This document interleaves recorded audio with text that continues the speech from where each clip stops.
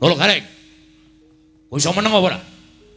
Kowe kebangetan kowe ngatasi derajat ing Batul Gedhi Lukar. Kowe nyolok mripat ing Baladewa. Kowe ngino karo anak Lesmana Mantra Kumara. Mas. Ora kerubutan. Madirana Reng. Iya. Kandhangane iki. Iso apa nglakokke wayang papat? Iso wae. Nyepelekke ora. Kowe menungso ora tatanan, sampean sing ora tatanan. Gareng kudune ngerti. Mungsuhmu ki aku ora kowe. Aja ngune-uneke kakangku sampeyan ae dhewe. Ayo nek wani kowe karo aku, Gareng karo Begawan Durna. Napa kula luput nek Lesmana Mandra Kumara? Lho, ora seneng luput. Nanging kowe nyangklas sanduring tenggak. Kowe ngino karo Begawan Dina. Kowe padha karo Gareng ngino karo Baladewa, ora perkara ngino-nginonan. Sedekandani ra kowe. Menungsa apa kaya ngene? Lho, malah ngece karo Begawan Durna ngece karo Baladewa. Apa-apamu? Wah, yen ngono pancen peparange Lesmana Mandra Kumara kuwi mung Ponokawan. Petruk sing utusan kakangne Nolo Gareng karo Bagong pancen kepara nyata. Terus kersane sampean saniki pripun? Kowe bali teng pundi? Bali nang omahmu. Kowe rasa mboyong Purantawati? Mboten iso, kula tetep kudu mboyong Purantawati. Kudu padha bali saka negara Durawati, ora iso. Bali piye? Wah, wis ora kesel e nyuarake omah.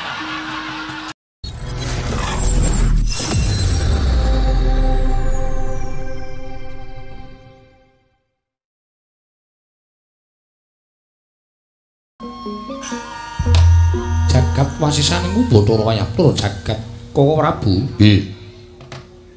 Dereng ngantos purna anggen kula nampi sabda pangandhanipun Bapak Durna menika mboten mangling kados sowanipun Ponokawan Gareng kaliyan Bagong ingkang sowan wonten negari Ndarawati Koko Prabu. Jagat wasisan iku Bathara Kresna kula wonten timbalan ing Ngadawuh yen najan dikapakno wae.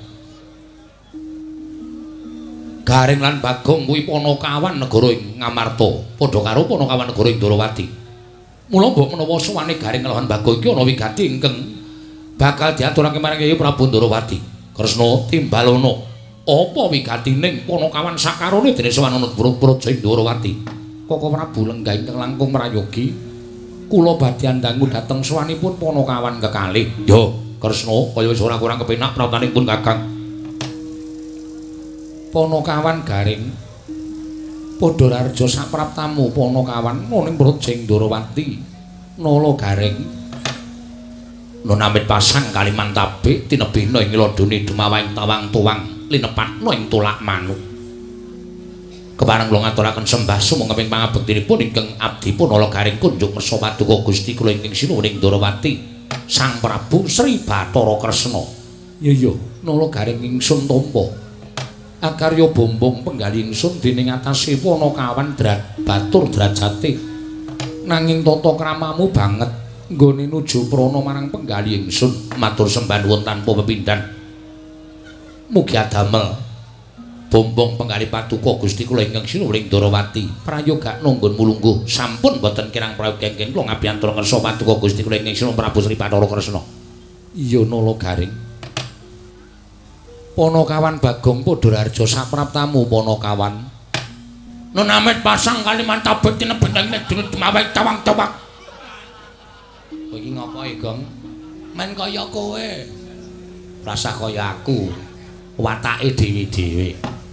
Linepana ing tulak manung sinuwun kepareng kula ngaturaken sembah sumungkeming pangabekti kula kunjuk sandhap pepada paduka Gusti kula Sang Nata Prabu Sri Bathara Kresna. Jagat Dewa Bathara ya jagat pangestu karo Bagong dalem kepenak tembungmu gawe bombong penggali ingsun matur sembah nuwun pangestuning ingsun tampan ana Ponokawan kula pundi nggo jimat paripe dayana ing kasantosan paring pangestu paduka amawahana kabejaning gesang kula sinuwun. Iya Ponokawan Bagong prayogana sampun mboten kirang prayogi. Oh, Nala Gareng kowe padha rarja sapraptamu Nala Gareng kados Penemban Durna. Iya. Aku bendaramu Saka Lima Penemban Durna. Lenggah wonten ing mriki. Ya wis pancen sawetara aku sowan anak Prabu Ndarawati. bekti kula kunjuk penembahan. Tak tampa. Pangestuku Tampanono ya Nalagare. Nun inggih sanget anggen kawidatosaken jimat paripe. Panakawan Bagong Padhararja sak martamu Panakawan. Menika kados penembahan Durna.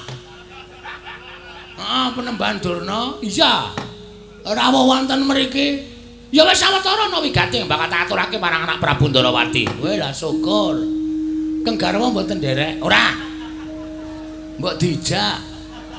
Ora tau takjak, bojoku ora tau takjak. Niki ajeng wonten balapan jaran lho. Hus. Sing apik ngomong ora. Karang kula niki gumun napa riyen sampean niku mbok dereng wonten wong kok ora biru kaya ngoten nika. Wis ora sanjak werna-werna. Kabeh iki mung gumantung karo kodrating Wang Mahanasa. Kodratku kudu kaya ngono ya kudu tak lakoni kanthi tuntas marang kewajibanku. Oh nggih.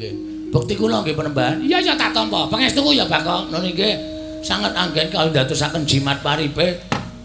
Punakawan Garing Padhararja sapraptamu. Pangestunipun Ndara Baladewa wilujeng bekti kula katur ya tak tampa. Bagong padha slamet. Nun nggih pangestunipun Ndara Baladewa wilujeng bekti kula kunjuk nggih, Den. Ya, pangestuku Tampanono. Kula pundhe nggo jimat paripe nderene kasantosan Garing Padhararja. Pangestunipun Ndara Sencaki wilujeng Bagong padha slamet. Pangestunipun Ndara Sencaki wilujeng bekti kula kunjuk pangestuku Tampanono. Nun nggih Garing Padhararja. Patih Udawa Ndara Patih bekti kula kunjuk ya tak tampa pangestuku ya Garing. Nun nggih Bagong Padhararja sapraptamu. Pangestunipun Ndara Patih Udawa wilujeng bekti kula nggih Ndara Patih. Ya pangestuku Tampanono. Nun nggih sanget anggen kadadosaken jimat. Wah, piyai semene kok ming pangestu tok. Ora ana sing ngekeki apa-apa ya, Reng.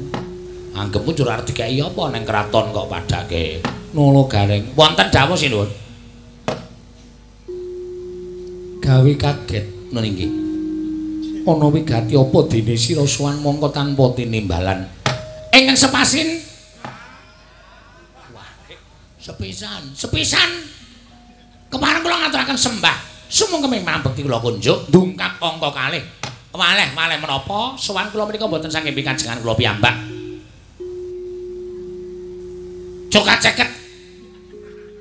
Kula ringkes rembakipun supados samangke Gusti kula ingkang Sri Ndarawati enggal priksa menapa to sababipun dene kula keraya-raya kedarang-darang sowan wonten Garing Ndarawati.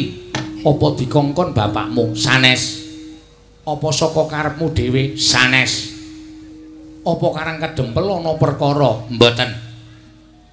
Lah ana apa, Garing? Kula mboten dipun kongkon bapak, kula mboten dipun kongkon kalih napa jenenge kulawargane Semar, bojo kula ya ora. Ning mugi andadosna kawuningan. Sampun wonten setunggal candra menika, Petruk menika opname. Lho. Petruk apa kuwi mau? Opname. Opname iki apa? Sakit. Lara ngono wae. Nggih. Sakit. Lara apa Petruk? Wah, wis mboten ngerti. Dipresake nang dokter ya ora dingerteni penyakite. Digawa tenggen dukun ya ora mari-mari. Dirawuhke para Brahmana Sewa Sugata menyang para nimpuna para pinasis supaya maluyaken Petruk kantong bolong ya ora mari. Monggo Petruk niku meneng ngeteng-ngeteng teng amben ora obah ora napa-napa. Matane kedap-kedip nyawang usuk. Lah terus Petruk kanane saiki piye? Ah wis mengkari esuk sore. Petruk lara tenan lho Garing. Lara tenan apa dikira ngapusi? Kula niku nek omong ora tau goroh kok. Lah sawijining dina kula niku nganti sedih. Nyawang Petruk kanane kaya ngeten niku terus tak tangisi Petruk. Bareng kula tangisi kalih Bagong, Petruk niku terus jenggelek. Gregah kaya wong waras nika. Terus apa kali kula jukane segoreng? Ya kula jukake. Kaya wong mari lara niku mangan ya temal-temel mongko ora nganggo lawuh, mung sego tok. Diglondori banyu putih. Iya, nggih. Lah bar maem niku Petruk terus ngomong kali kula. Reng, kowe kakangku. Sing wajib tak sambati ya ming kowe. Nek Bagong ngono pancen tak anggap wong ora nalar. Ning upama Bagong ku ya iso napa persambatku, aku ya ora apa-apa. Mula cah loro do mlumpuk kene tak kandhani. Aku ki jane ora lara. Aku ki jane ora masuk angin, aku ki jane waras ning kaya koncatan pikiran. Lho. Petruk kaya koncatan pikiran. Nggih, lah sing tok gagas sapa to, Truk? Wong ya kowe iki mung wong kere, kowe iki mung batur, kowe iki mung abdi, upama duwe gegayuhan ki ya dicundhuke karo kahanan. Wong ki nek duwe gegayuhan ngungkuli karo kekuatane dhewe kuwi tegese ngibarate kaya dene cecak nguntal cagak, cebol gayu bulan, wuta ngitung lintang, tange kelakone cepak wurunge. Mula nek gegayuhan ki dicundhuke karo kekuatan. Ora usah dadak mikir sing abot-abot. Lha ngoten niku. Terus Petruk, heeh Kang. Aku arep mikir abot. Ning aku iki mung netepi karo sing wis nate dingendikake. Lah sing ngendika sapa? Petruk terus matur, sing ngendika Sinuwun Prabu Sri Bathara Kresna. Lho, aku tahu omong apa karo Petruk mangke riyen dereng ampun dipedhot. Crita kula dereng rampung. Apa Sinuwun Prabu Ndara Kresna tahu tate ngendika karo kowe? Tahu. Jaman apa? Jaman nalika semana ilanging pustaka Jamus Klimasada dicolong Dewi Mustakaweni. Nalika semana aku sing iso nemokake pustaka Jamus Klimasada, Sinuwun Ndarawati tau tate paring dawuh karo aku, sapa sing iso nemokake pustaka Jamus Klimasada? Nek lanang tak pek mantu, nek wedok tak pek anak. Monggo Petruk nalika semanten sing iso ngaturake pustaka Jamus Klimasada mbuh lantarane apa? Ning sing ngaturke teng sampeyan niku Petruk Kantong Bolong adi kula. Lah kok jebul Petruk niku lil awake lemes ora duwe daya niku mikir pangendika sampeyan. Nuwun sewu lho, Den. Nuwun sewu. Nalindra menika sabda Brahmana Raja, sabdaning Nalindra pengendikaning pendhita menika ora kena wola-wali kaya Wikresna tumameng dlancang seta, ora kena lumebek. Nek ngendika A ya kudu kelakon A, nek ngendika B ya kudu kelakon B, nek ngendika C ya kudu kelakon C. Mongko panjenengan wis tau tate ngendika. Mongko sing napa pangendika sampeyan Petruk. Lah niki Petruk niki nagih janji karo sampeyan. Gandeng negara Ndarawati saniki geger merga ana wong wadon sing jeneng Purantawati. Niku Petruk terus lara. Larane Petruk meng digatek karo Sinuwun Prabu Kresna, meng ngelingke karo Sinuwun Prabu Ndarawati supaya eling karo pengendikane duk nalika semana. Nek sampeyan eling matur nuwun, nek ora teges sampeyan mentala nyumurupi patine Petruk. Monggo Petruk wis omong kali kula, "Reng, kowe ning negara Ndarawati, terus kowe matura bab janjine Sinuwun Kresna. Nek Sinuwun Kresna ora gagas, wis ikhlasno aku, Reng. Aku arep golek dalaning pati, aku arep gantung. Nek nganti Petruk iki mengko tekaning pati, nuwun sewu panjenengane Sinuwun Ndarawati tegese utang nyawa karo Nalagareng. Panjenengan utang nyawa kalih kula. Nek nganti sampeyan ora netepati janji sing pun nate pangendikake, terus dadi jalaran Petruk tekaning pati, ateges Sinuwun Ndarawati utang nyawa karo Nalagareng. Tantri maning Nalagareng arep awak kula kaya ngeten niku. Arep awak kula tangan kula cekot sikil kula becik mata kula kira ning nek kula bumi angus negara Ndarawati ora nganti telung kedheping netra mesti kula sing kobong. Piye to reng le sumbar iki ora bumi angus negara Ndarawati kok mesti kula sing kobong. Kene iki ngrungokke tenanan le omong mencla-mencle. Mboten nganti sak siring bawang, sak umuring jagung, sak uruping damar. Negari Ndarawati mesti badhe kula osak asik. Kula damel base bosa. Bosa base. Pun cekap semanten atur kula. Kemareng kula anengga dhateng Sabdatama Paduka Gusti kula ingkang sinuwun. Nalagareng wonten dawuh. Satemene aku kepengin netepi marang janji wis ndak aturake marang Petruk dun nalika semana. Lah niku tegese netepi dhateng kanalingganipun Paduka Gusti kula ingkang sinuwun Ndarawati. Ning ana bab ingkang dadi pepalang. Napa sinuwun? Bapa Penembanduna rawuh mrene iki uga bakal kepengin mboyong lawan anakku Purantawati. Lho. Niki iya Nalagareng. Ajeng dijawabke kalih arep didhawuhke karo Lesmana Mandrakumara. Lesmana anak Ngastina. Iya pancen mengkono Nalagareng. pancen arep didhawuhi karo Lesmana Mandrakumara. Oke, nuwun sewu Sindhu. Niki perlu dirembuk ampun Sembrono. Iya, dirembuk sing bab apa? Lho, bab sampean ajeng maringake Nyeng Putra Katur Begawan Durna ajeng didhawuhi karo Lesmana Mandrakumara menika nuwun sewu. Kula tak takon, panjenengan menika wong tuwa napa dudu? Lho, aku wong tuwa. Wong tuwa sing duweni putra Dewi Purantawati. Mestine kaya ngono. Saiki wong tuwa ngendi? Wong tuwa pundi sing ora kepengin anake wedok menika mukti? Kula tak takon. Wong tuwa ngendi sing ora kepengin anake wedok menika mukti? Menika mboten wonten. Sing jeneng wong tuwa niku kudu iso napake kamuktene anak. Iya nolo garing. Terus saniki kula tak nyuwun prisa. Nek nganti Dewi Purantawati menika didhawuhke karo Lesmana Mandrakumara, nuwun sewu, napa panjenengan mboten mangertosi kondange Ndara Lesmana? Hah? Ndara Lesmana menika arepa putra ratu, arepa nika putra Nalindra, arepa menika sesuk bakal gumanti keprabaning Prabu Duryudana. Ning nuwun sewu, wong sak jagat niku wis ngerti nek Lesmana niku anak ratu ning rada kentrir. Napa sampeyan mentala?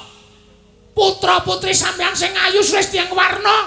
Lah kok didhawuhi karo wong lanang sing rada kenthir. Ya bener, Lesmana menika sugih bondo bandu, persasat kadonyane seprapat jagat diuja karo wong tuane. Ning nuwun sewu, apa ya kabagyaning batin menika saged sinanding nek nyanding wong lanang. Bojo sing nuwun sewu uteke ora genep.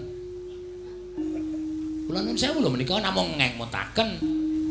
Ning mau semanten panjenengan badhe maringaken monggo ateges badhe kula biawaraken wonten pundi-pundi papan. Nek Ratu Ndarawati menika blereng dhateng Kamukten ning ora iso metung dalan sing bener. Sulap karo Kamukten nganti mentala nyengsarake anake dhewe didhawuh karo anak ratu sing rada kocluk. Menika mawon. Niku estu kula mboten goro. Ning menawi dipun rabi kalian Petra, lho Petra menika mung wong batur gedibal 17. Petra niku mung Panakawan. Ning apa kabagyaning lair batin menika diukur karo akehing Brana Picis? Mboten. Kabagyaning wong urip menika mboten ukuran akehing Brana Picis. Malah kadang kala wong sing ngokehan Brana Picis, wong sing sugih, wong sing duwe derajat pangkat niku janjane pendak dina tanggungane utang miliaran. Mula akeh wong sing sugih, akeh wong sing duwe pangkat prajat, akeh sing duwe kelungguhan niku adane penyakite mesti stroke. Ora iso ngapa-ngapa, perot terus mudar. Ning kula nuwun sewu, Petra nika wongean, ora duwe tanggungan apa-apa, urip sak madya, mangan sego dipangan karo jangan ya dilakoni, ngombe wedang putih ya dilakoni. Ning ora doyak-oyak utang, ora doyak-oyak tanggungan. Mula uripe ayem. Wong uripe ayem niku awake lemu. Ngaten. Nek sampeyan maringake dhateng Sinon Prabu Duryudana monggo ora apa-apa. Arepa ing putra menika Saba utawi lenggah wonten ing Goro Ngastina, lungguh kursi apik, nganggo gelang nganti ting krompiang. Nganggo jarik ngibarate blebekan mas. Ning nek atine rekoso saya kuru putra panjenengan gerah. Bar niku mboten nonton. Sapa sing kapitunan? Ya, ngoten niku carane ngitung. Ampun sembrono. Ning nek karo Petra niku urip teng desa. Wong desa niku uripe tentrem, ora berisik. Ora kokean pikiran kaya wong kutha. Lenggan arep mangan ming kari njupuk ning lumbung, parine ditata tirik-tirik. Arep jangan apa-apa, ming kari Saba Tegal, mongko tandurane ijo-ijo. Lho. Mangan bakwan, nyemplung ning kebon lombok. Bakwane 3, lomboke 40. Niku ya iso kelakon, pengen kobis kari nggawa godhokan wedang. Gawa ning kebon, kobise diris ning kebon. Lho napa ora gleleng? Wah, Petra niku sawahe jembar kok. Parine lemu-lemu kok. Susune jembar-jembar. Mula kula nuwun sewu nek panjenengan menggalekake bab Brana Picis diparingke kali Begawan Durna ning batin lara. Nek sampeyan ngrembak perkara kabagyaning lair batin nggih mang paringke Petra. Nuwun sewu lho sinuwun. Kabagyaning lair batin menika mor misah. Tegese mor misah piye? Menika mboten saged dipun dadosaken setunggal. Upama iso didadekke setunggal, menika mung pepetinganing titah. Kabagyaning lair menika mboten saged sumanding kalian kabagyaning batin tegesipun Kabagyaning lahir numpuk brana picis, ning kabagyaning batin ora sumanding. Ning kok sok baline duwe kabagyan batin, mesti kabagyaning lahir bakal sumanding. Niku sing disebut marmisah. Mengkono Nalagareng. Nggih. Ning nggih gumantung panjenengan. Monggo mawon. Badhe dipun paringaken Begawan Durna monggo, paringke kula monggo. Paringke Begawan Durna entuk wong sugih ning Kentir monggo. Paringke Nalagareng netepi dhateng perjanji panjenengan wis lepas saka perjanji. Tur dasare ingkang putra didhawuh karo adhi kula Petruk arep ora patek sugih ning ya kok seneng atine niku pilihan angel sinuwun angel nuwun sewu angel kula percaya panjenengan wis dimingi-mingi werna-werna karo Begawan Durna mula ora iso omong apa-apa nek pancen dipun paringi Begawan Durna monggo mboten napa-napa kula tak bali tak ngrukti kunarepane Petruk cetha tekaning mati nglalu mergo ora kelakon dawuh karo putramu mboten napa-napa. Kula kelangan ati mboten apa-apa. Niku wis dadi resiko kula. Ning kula ancam sampean, kula ancam Petro nganti nglalu mati ora jawab karo anakmu. Wah, tenan yakin sumpah. Bumi langit dadi seksi. Kula seksekke kiblat papat segara gunung isine ngrina wengi padang rembulan panasing srengenge. Kula ora arep tepung karo Prabu Kresna diparingi Begawan Durna. Niku tenan, kula ora arep suwita karo Prabu Kresna. Yen perlu mantan Ngastina tak obrak-abrik leganing atiku.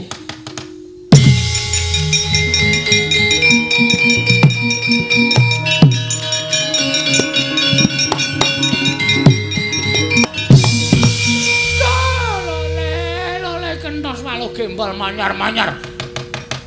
Neng dungkul wana dadi alas-alas dadi wana. Wah, lah kok kebangetan ngomong ngumbar omongan Nalagareng. Ing atase kowe men drajating Panakawan Gedibal 17 wong elek nyolok mripat. Kowe iki men batur. Lah kok langap-langap ndrewi kaya grojokan, nyerwetek kaya becek sepun bapak tegalan ucap barat. Wah, nesu e kok. Wani Rasawati. Durna to? Nah, wani Rasawati kok. Nek kira-kira ngamuk tak kepruane watu ndase. Aja kasar-kasar. Men aku dasare wis ora seneng kok kebiyen kok. Nuwun pangapunten, kula mboten wonten urusan karo sampeyan. Kowe ana urusan karo aku. Perkarane napa? Kowe ngeceh karo wong Ngastina. Sapa sing kula eceh? Putu kula Semana Mandrakumara. Kowe tak anggap wong Kentir, tak anggap wong Edan, tak anggap wong Kocluk. Kowe putra Nalendra, Nalagareng ora melek mripatmu. Nuwun sewu, kula tak takon, Kentir napa mboten? Lho, heeh, ning ra ora perlu diomongake. Lah, tegese sampean wis ngakoni. Omongan kula niku napa gara? Omongan kula niku mau ngapusi. Nek kula omong abang ya kula andhake abang, nek nyatane biru ya kula kandhake biru. Napa wontene? Kula men kepengin ngeman karo putrane Ndara Kresna, Dewi Brantawati aja nganti didhawuh karo putra Nalendra. Sing nuwun sewu rada owah pikirane. Lho, omonganmu ki iso meneng apa ora? Nalagareng. Nalagareng. Kowe iso meneng apa ora? Kowe kebangetan kowe ngatasi drajating Batul Gedibal 17. Kowe nyolok mripating Baladewa. Kowe ngino karo anakku Semana Mandrakumara. Mas. Ora kerubutan. Madirana Reng? Iya. Kandhangane iki. Iso apa nglakokke wayang papat? Iso wae. Nyepelekke ora. Kowe menungso ora tatanan, sampean sing ora tatanan. Gareng kudune ngerti. Mungsuhmu ki aku ora kowe. Aja ngune-uneke kakangku sampeyan ae dhewe. Ayo nek wani kowe karo aku, gareng karo Begawan Durna. Napa kula luput nek Lesmana Mandrakumara? Lho, ora seneng luput. Nanging kowe nyangklasan dhuwuring tenggak. Kowe ngino karo Begawan Durna. Kowe padha karo Gareng ngino karo Baladewa, ora perkara ngino-kinonan. Aja dikandhani ra kowe. Menungsa apa kaya ngene? Lho, malah ngecek karo Begawan Durna ngecek karo Baladewa. Apa-apamu? Wah, yen ngono pancen peparange Lesmana Mandrakumara ki mung Panakawan. Petruk sing utusan kakangne Nalagareng karo Bagong pancen kepara nyata. Terus kersane sampean saniki pripun? Kowe bali teng pundi? Bali nang omahmu. Kowe ora samboyong Purantawati. Mboten iso, kula tetep kudu mboyong Purantawati. Kudu padha bali saka negara Durawati. Ora iso. Bali piye? Wah, wis eren kesel e cuarake omah. Genti-genti akan wedi karakter wayang wetengku nganti mulus e. Saiki ngene wae. Sapa sing cilik gedhe saka kadedaning Begawan Durna wenang boyong Purontowati. Oke. Kono wis nantang urung tak anteni. Hei. Ayo gek omong. Malah meneng wae. Lho, kowe iki karepmu piye? Omong piye? Omong kaya Durna kuwi lho. Ngetokke sayembara apa piye? Yo, aku tak ngetokke sayembara. Ya. Aku tak ngetokke nggon aku. Sapa sing cilik gedene sanga kulit dening Baladewa? Wenang boyong. Ya kuwi Dewi Purontowati. Oke, tak tandangi. Semono aku ya arep ngetokke sayembara. Sayembaramu apa? Sapa sing iso nglangkahi bathange gareng? Lho. Iki kok bathangku iki piye to iki? Oh iya lali aku. Dadi mati kowe nang ora apa-apa. Dengkulmu mlocot ora. Anakku cilik-cilik. Ayo aja aku kok ya. Dudu nang ngene, papane wong neter kadedayan. Dudu nang ngene, papane. Ayo, metu coba. Bareng kabeh aja nganti mongko iki.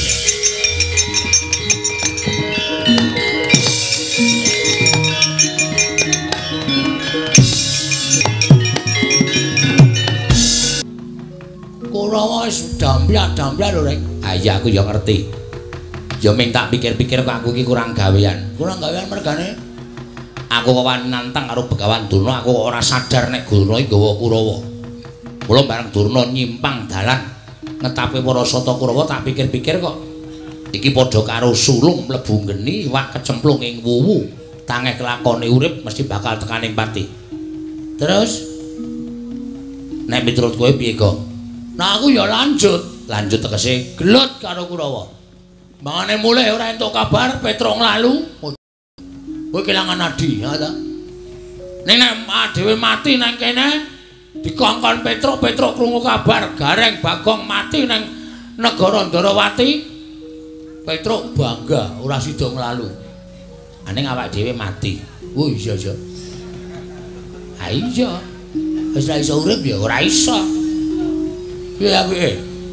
Nek mundur kok kayane ya isin ning atase awak dhewe musuh Kurawa kok mundur iki. Apa ora gawe isin bapak ora gawe isin Petro.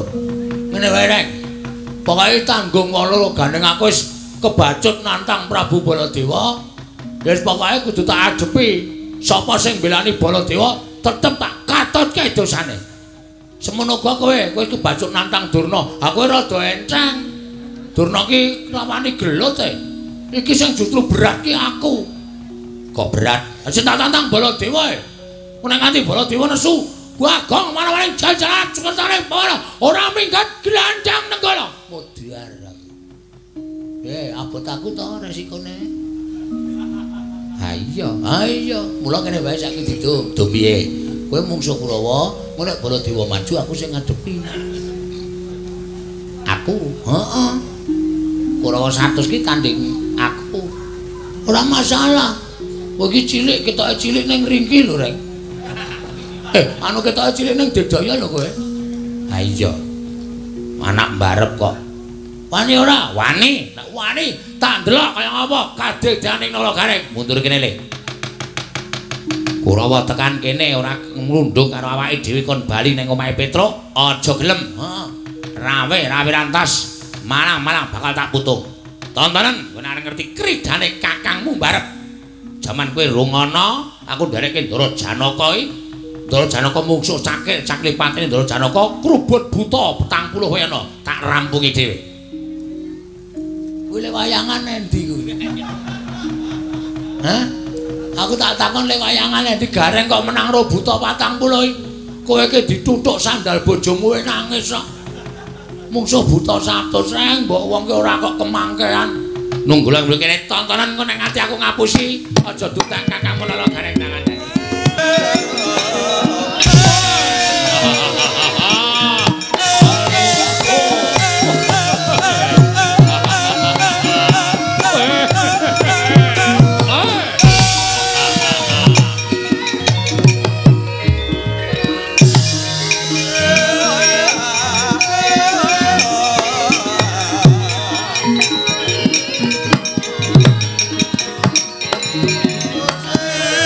Krasnaya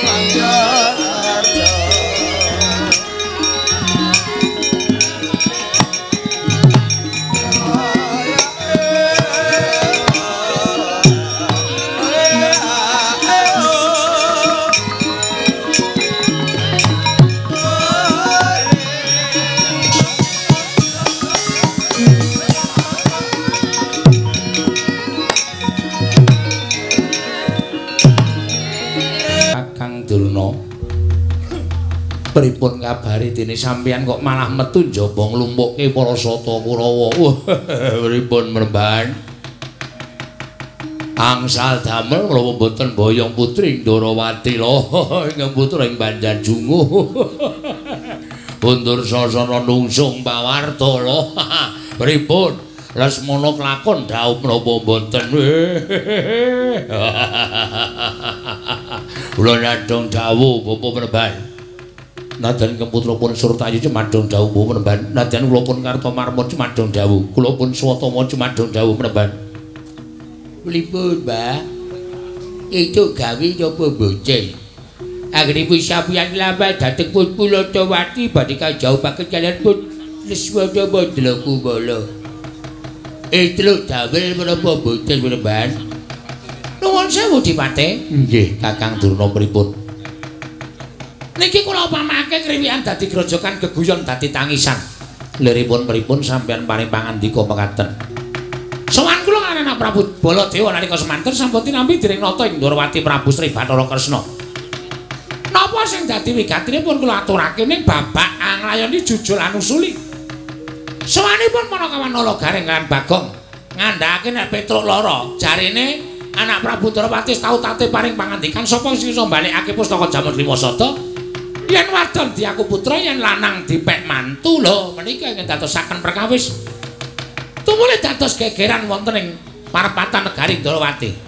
Antawisipun kula kalih Nalagareng, Anak Prabu Baladewa kalih Bagong. Wah, wis boten katen-katenan. Tumuli Nalagareng kan Bagong nantang kalian ingkang rayipun Begawan Durna. Oh, ngoten nggih. Terus Anak Prabu Baladewa ditantang dening Bagong. Tumuli kula nglampahaken para sata kura menika ing wiganti Dursasana. Pripun, Mremban? Iki Bagong karo Gareng tekan kene. Undurna ya Le, yen ora iso tak undurke rangketen tangane. Krincungen sikile. Iki ngestakaken dawuh. Aja nganti kowe dikangelan. Nek nganti kowe kalah karo Nalagareng kalah karo Bagong, wah, Lesmana anakmu gone bakal jawab karo Purantawati gagar wigar ora entuk karya. Oh nggih, ngestakaken. Nggih, ngestakaken dawuh. Kowe iki ngapa Dursasana? Kowe sago kok isih cengenges-cengenges. Lho mawon. Sago kula niku. Niku jane mboten lahir batin. Lho, kok lahir batin? Mergi kula ngertos Gareng niku sapa, Bagong niku sapa. Mula Kurawa mboten wonten sing saur manuk. Kula mboten wonten sing wangsulan niku merga Kurawa niku batin atine kula wis ngerti. Nek janjane wedi kabeh kali Gareng kali Bagong. Mula do trima meneng mawon. Lho, Gareng ki mung ponakan, Bagong ki mung ponakan kok wedi nek diwedeni apane? Oh, sampeyan mboten ngerti kok. Itoe pancen ming Panakawan loro saudon telu saurupan ning nuwun sewu niku anake Semar. Monggo Semar niku dewa Ngejawanta teges nika turuning dewa. Tur wangsul kula tak takon kali panjenengan Bapak Mremban. Kurawa teng pundi papan niku nek ketemu Panakawan loro siji Petruk, loro Gareng, telu Bagong wis dadi Pancakara ning ora tau iso menang. Lah kok begini iki ajeng dibaleni. Engke kairagan ku priksa. Sing priksa sapa? Kurawa no. Dikira sapa? Kurawa niku bakale doting penyonyo, sirahe doting penjoto. Urang-urang bejane tugel tangane. Tugel sikile kok sampean niku enak paring dawuh. Nun. Dawuhe Kakang Durna kuwi dadi sabdaning Narendra Ngastina. Nek kowe ora menyang padha karo kowe nyulayani rembuke Anak Prabu Duryudana bakal gedhe pidanane. Lah, ngene iki sing kula wedeni. Terus pripun? Mangkata ya le ora ketang saubengan robengan mangkata. Sirnakna yen perlu bandanen Nalagareng karo Bagong mengko men bisa lulus nggone Boyong Purantawati. Oh, nggih. Ning janji lho, Man. Janji apa? Kowe ora ketang klungsu-klungsu nek meludu ngestu padha dawuh Begawan Durna nek iso, nek mboten iso ya samadya mawon. Butuhe kowe mangkat nggih. Ayo Le. Nyekel Gareng karo Bagong. Ora sada wedi, ora sada walang ati pikire. Sing tetek kanggo tanggon. Pesthekno kowe bakal rekoso uripmu kowe. Malah medeni adi-adine. Surtayu wonten timbalan Kartomarma wonten dawuh. Swatama mangkato lho iki ngestaken dawuh pamit paman sing ati-ati aja kaya bocah cilik durma ganti mangkate wae.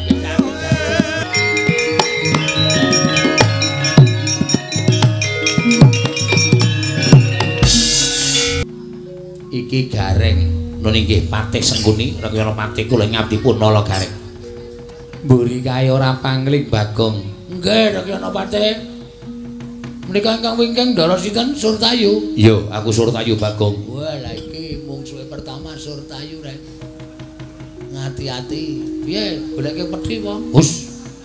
Nggo ngopo? Nek kowe mati barang. Kowe senengane kok mujenge kakane sing ora apik to dongakno kakane menang karo patek-pateke ora. Kersane napa Ndara Patih?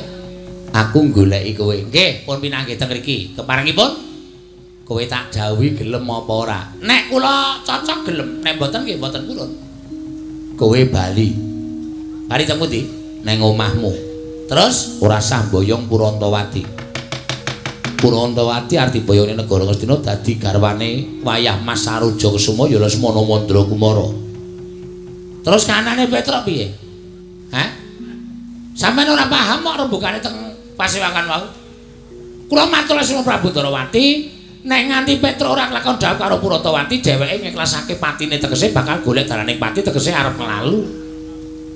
Nek kula mulih mongko ora ana kabar tentang Purantawati Petruk nglalu. Nek Petruk nglalu kula kelangan adi.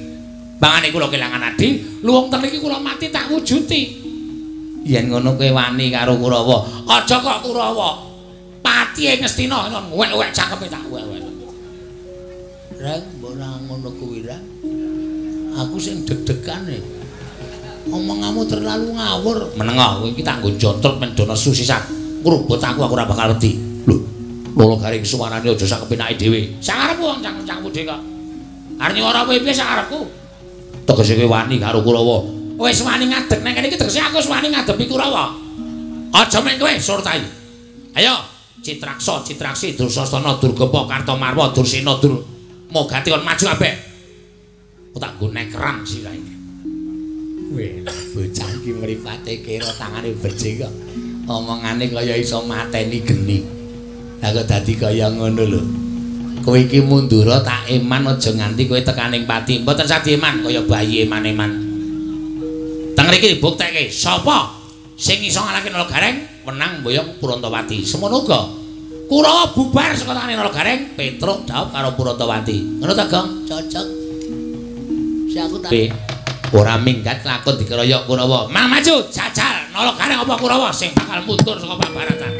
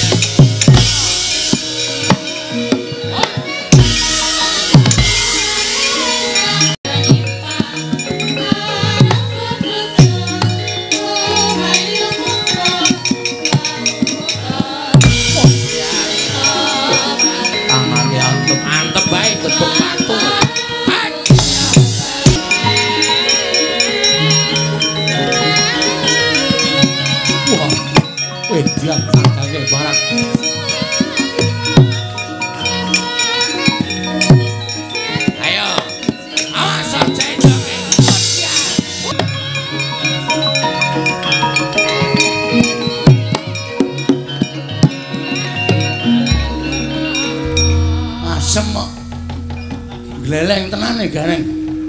Bareng gelem pencak wah wis. Nek ndelok awake wis ora pokro babar blas. Awak meng kari lunglit kaya ngono bareng gelem tumandang. Bengok-bengok banting rono, banting rene. Wah, seneng aku reng, bangga aku duwe kakang kaya kowe. Ora ujar ora kaul. Saking bangga-banggaku isih uripe tak kijing kowe reng. Saking seneng-senengku tenan. Aku pengen nonton selanjutnya kisahnya kaya ngapa. Nek Gareng kaya iso ngalahke Ndara Surtayu.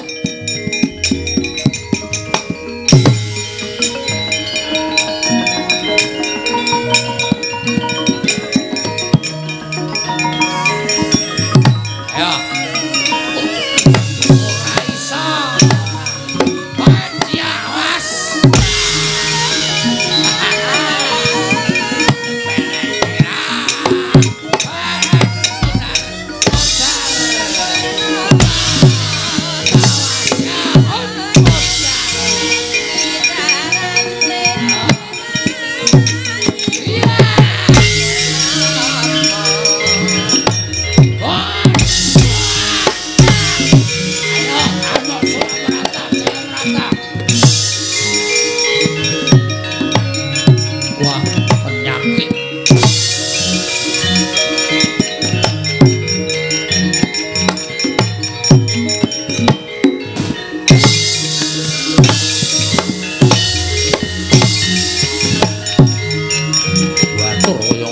ojo tumbak ya.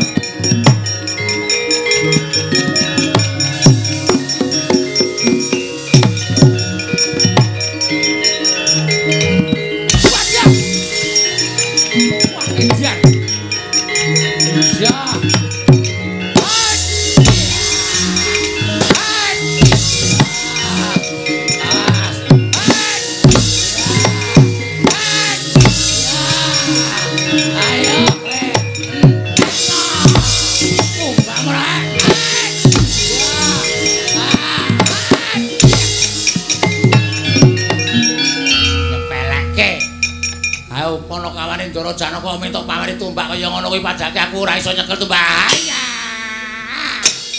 Ayo, henteno tumbakmu.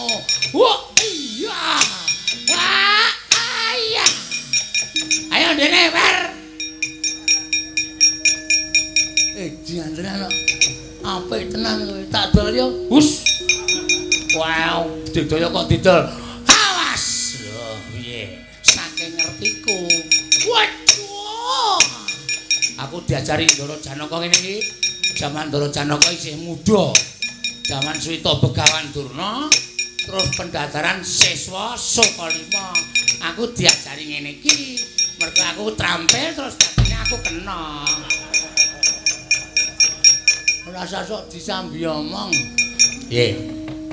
Aku ro Petruk ampuh sapa? Ampuh kowe tenan. Petruk nek gelut ya gelut, nek kon nampani panah iki ora iso. Kon nampani tombak ngono ora iso. Aku dhewe sing diparingi karo Ndara Janaka. Aku jane ya dikeki. Mosok. Domongi yo. Tenane. Mundur. Aku ora dikeki kaya ngono kuwi dikeki japa mantra. Japa mantrane. Bapak lunga tapa biyung meteng tuwa tes-tes dadi banyu. Matke iki. Aku wong suci ora tau colong jupuk. Tumbak ngenengi aku dadi tumbak rongsokan dol kilon kowe. Ayo balik. Rasa dadak. Wong iki kasektene dhewe-dhewe, Mas. Weh, lah kok malah kalah ampun. Piye mau kuwi? Bapak lunga tapa biyung meteng tuwa tes-tes dadi banyu. Yo saiki. Bapak lunga biyung meteng. Kok tetep kena? Wong mbokne meteng kok bapakne kelayapan. Bapak lunga tapa biyung meteng tuwa. Tes-tes dadi banyu. Yo. Bapak lunga tapa biyung meteng tuwa tes-tes dadi banyu. Terus omong aku wong suci, aku wong suci. Ora tau colong jupuk, ora tau colong jupuk. Kowe ngenengi aku dadi tumbak rongsokan, Balik, balik. Aku wis ora arep muni kok kon muni to, Gong. Asane ora der. Wah. Kuwi men siti. Kudu tatak tanggo-tanggon. Ha iya. Ayo diteruske rek. Nek pancen kowe anu panakane Ndara Janaka bales kae Surtayu, balese aja kuwatir.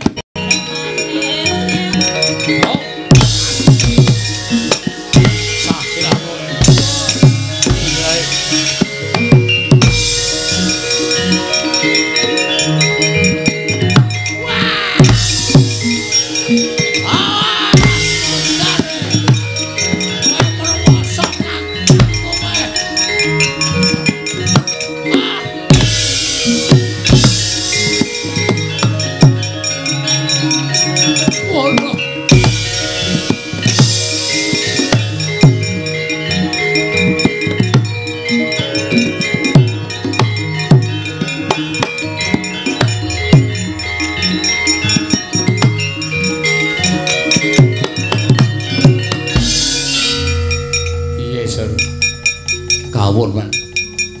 Mboten nyono babar pisan nembe pisan menika ing ngadat saben kelampah.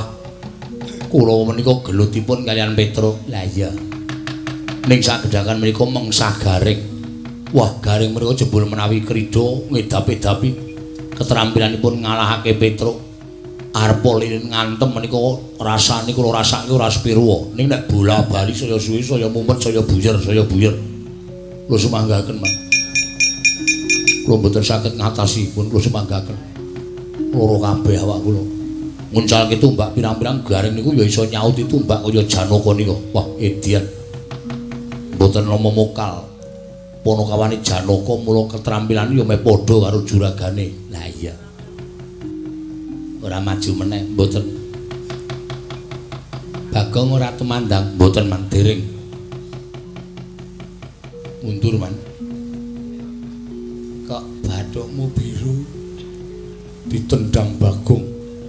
Monggo nendang nganggo teklek. Teklek kayu niku makluh tak ngoten larane ra jamak-jamak. Kula sumanggaken nggawa gaman pun mboten sak nggawa gaman, nggawa gamane ya kalah. Suraper ngrekoso uripe malah musuh Ponokawan kalah isin menang ora kondang. Sinten sing ajeng pripun-pripun? Sing ajeng nambani Kurawa, sing ajeng ngewangi Kurawa. Lah iya, lah terus apa iki sing durung maju? Dur nun. Maju oleh Cah Bagus. Wah nggih, nadyan rada abot kula lakonane, Mas. Sapa ngerti gareng gila kali kula Bagong gila kali kula. Mami nggih lak maju, Man. Hati-hati ya nggih. Wah.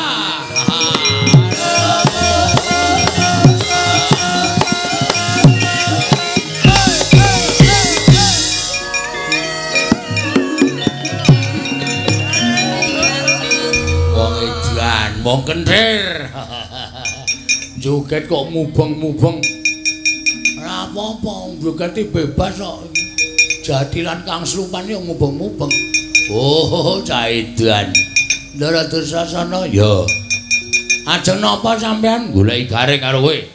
Nek pun ketemu, tak labrak. Ora gelem minggir. Wah, lah dalah ngrebut Purantawati aja takon dosa bali ming kari jeneng. Berarti mriki ajeng ngelabrak kula. Iya. Wani kok karo aku. Lho wis kebacut kaya ngene kok ora wani. Yo jajal yo. Lho. Jajal piye? Ayo gelut.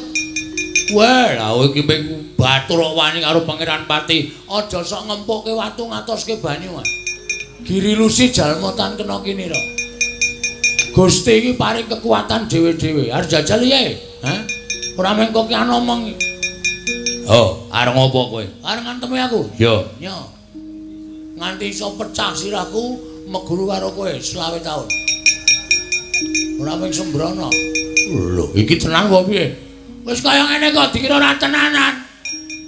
Asli iki. Ya guys. Wah, tak antem tenan. Oke, ora masalah. Ning kok bales lho. Perang ki ngene iki, rasa dadak kokian begijigan sing bagus sapa sing ampuh. Ya kuwi sing isih urip sapa sing gledak kuwi sing kalah. Jarane adu atos sing sirah. Ya wis. Wela kendel tenan, kendel wae anake Semar. Yo. Ya yo.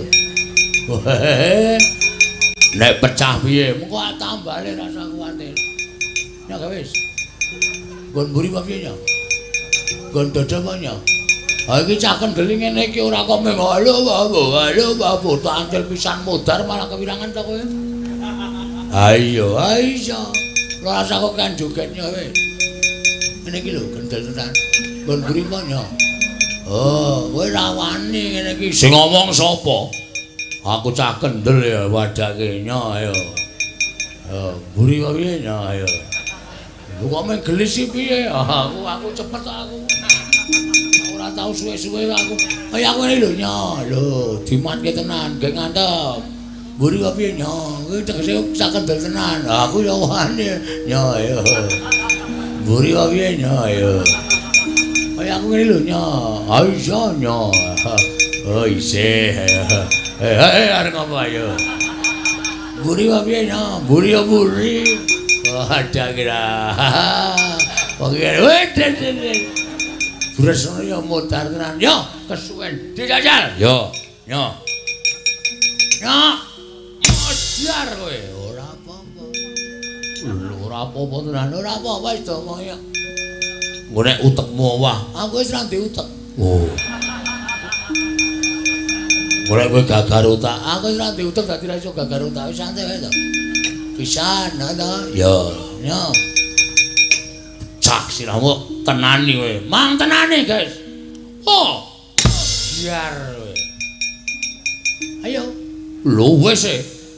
Ora krasa. Wah. Ngece. Wah, setan ratatanan ora Pindho. Ganjil wae genep. manut. Ya ganjil kene. Ping telu. Waduh, iki ora kebales sira aku. Resiko ya, guys. Pecah siramu. Biar. Weh, ora apa-apa. Ya gentenan ya. Waduh. Mau perjanjian ora gentenan. Cara ngendi perang kok ora gentenan? Atene seneng kowe buat-buat. Kene kuwi sing ngrasake iki ya nganggo ngampet tidur. Lho. Ora basa karo aku, ora basa ya ben. Ya guys yo. Ya mati tenan iki. Aduh. Tumung kula bapa ngakon saya buku pertiwi. Ayo kowe wis. Kowe lho ngerti tangane Bagong mau nganggo ngantem sirah sapi winginane pecah dadi papat. Wah cangkeme. Iki jenengane ngedonke mungsuh ngono kowe. Kowe ngomong kok omong ning aku dadi tratapan kok. Nek sigar tenan ora engko sigar tak plestere. Ya ora kena omong, langsung bet ngono. Langsung des. Ya. Semerah. Oh kuwi ndonga barang. Wong iki arep tumindak apa-apa ki nganggo semerah. Ngono, Jawa kuwi. Ya. Ya wis, nyo. Dapat ya? Kowe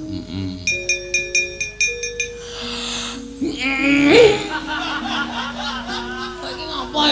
Kowe iki setan. Nek wis ngampet ambegan ora sida.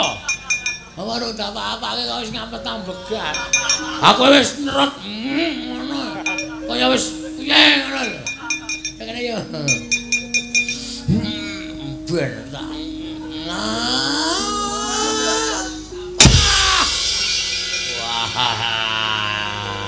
Ora apa-apa. Rame iki rame. Iso setengah loro iki ora apa-apa. Padha-padha ambuhe. Aku ping 3 mau. Kowe lagi pisan iki. Oh iya. Kene ora dijaneng. Iki Pangeran Pati dijaneng. Oh iya lali. Siap.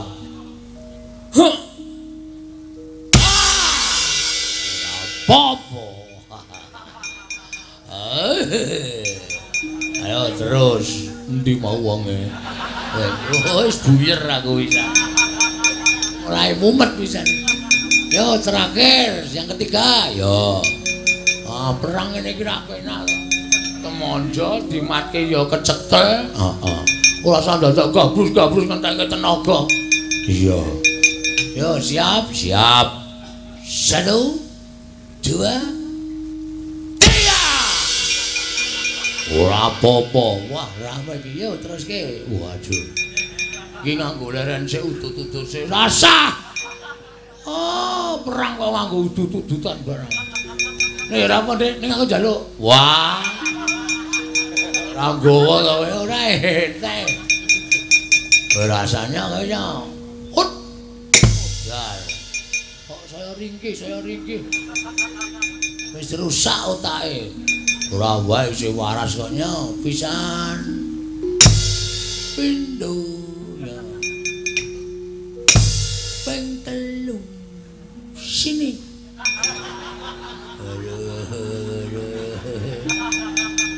Wah, jauh tak antuk kok ora ngrasake blas to, Gong. Ayo anggere ora muni lara cangkeme ya ora lara. Hop.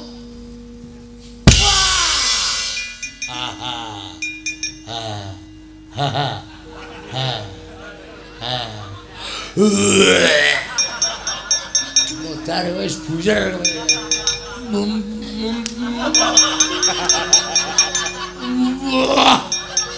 Nek ora apa-apa aku, ora apa-apa ngene. Ora ya. Wah ya, madhep rono. Ngesoki aku kok. Ora sida kok.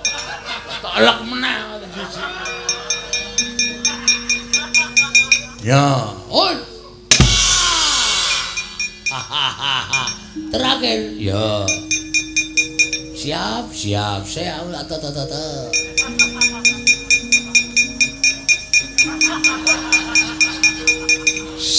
Siap. Yakin. Ayo.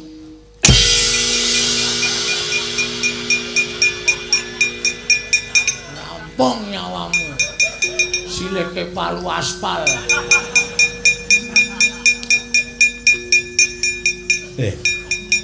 Bir. Kaya mau gayeng kok nyenyet. Kok ngelekar. Wajake kalah. Ayo. Iki jatahe kowe, Le. Sis. Matane. Le dengkulmu mlocot kuwi. Ngapunten kula kinten Bagong. Enak Bali, enak. Lho. Oh, kleru. Wis ra ngerti kiblat anak Prabu Mandura kula sumanggaaken.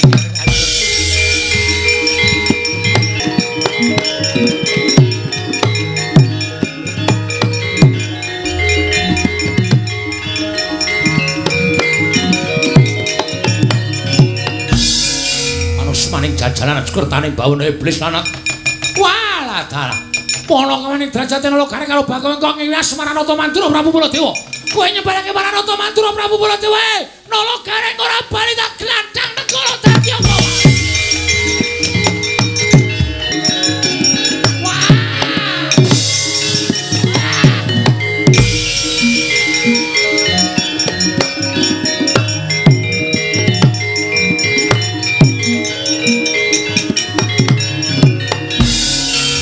Babasan arep ndi rek?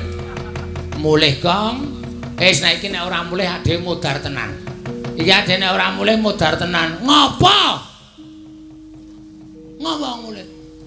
Sing maju ora Kurawa. Sing maju sapa? Sing maju Baladewa. Sing kiper. Iki ora bal-balan ya nyuk. Iki perang kok sing kiper. Iki Prabu Baladewa maju gawa nenggala. Panas main jajalan sultaning bawana iblis. No, kareng ora bali saka negara Dwarawati aja ngrakon glandang negara jeblok wetengmu. Terus tangane Baladewa mak slonong. Abing kae. Wah. Murup. Heeh. Baladewa golek kaca ora. Kok tangane murup, senter kuwi. Heeh. Nenggala. Enal engga ala. Nenggala. Heeh. Nenggala ki tamake gunung jugluk segara asat. Aku mau namane gunung bola-bali lho jugluk-jugluk rek. Ya mbok kok ya. Diantena. Mongko ora sepiro lho. Ha iya. Aku ya ngerti kak ya. Asem tenan. Ku karepe dhewe ra. Mundura. Atrajange dhewe. Wani apa kowe? Wes sawune wis nekat ngene ora dilosa sapa ora. Mundura ana ndelik. Oh iya. Nek mati piye, Gong? Ora mati iki sing ngasta sing gawe urip kok mati urip ora saka Baladewa. Mati urip saka sing gawe kuwasa. Sapa ngerti bengi iki aku gleleng methuke Baladewa tamani nenggala ora apa-apa. Nenggala ki ampuh. Ampuh orane pusaka iki gumantung sing gawe urip. Iki nek iki dienggo nek omong. Goblok. Ora nenani wong tuwa aku radong kok. Wong ngerti ra, mula nek tak ajak pengajian kae sok melu. Wong ngerti ra critane Nabi Musa? Iki ora guyon iki Nabi Musa kae tongkate le ampuh mergo entuk firmaning Gusti Allah. Saberna ana ing Laut Merah. Nek ora diparingi firman, ora bakal tongkate kuwi ampuh. Mula kabeh iki apa-apa saka panguwasane Gusti. Najan mati uripe manungsa saka panguwasane Gusti. Nek kowe ndek pusaka ampuh, Gusti ngeparengake aber pusakamu. Ora ana dayane. Ngono kok takut. Ke belakang. Iya. Aku wedi nek kowe mati. Wis to. Rasa semelang kok semelem. Aku yakin ora apa-apa wis to. Ya wis. Tak delok saka kadean ya Gong nek kowe ana apa-apa aku tanggung jawab. Wis rasa kuwatir. Wonge anggere nyebut karo sing gawe urip ora wis beres. Gusti nyuwun pangapunten menawi kula menika dipun anggap leres Tentu Gusti paring pengayoman lan paring napa niku jenenge? Reng aku diajari ndonga, Reng. Wong ngene ora tau ndonga kok gayane ndonga paring ana pengayoman lan supados sak mangke kula saged menang anggenipun perang. Lan supados sak mangke kula saged menang anggenipun perang. Ngaten Gusti, dapalke. Nggih. Paring ana pengayoman Gusti, mugi-mugi kula saged unggul anggenipun perang lan saged damel wirang Prabu Baladewa. Mandi ucape Lurah Bagong ical wujuding Bagong ana Baladewa.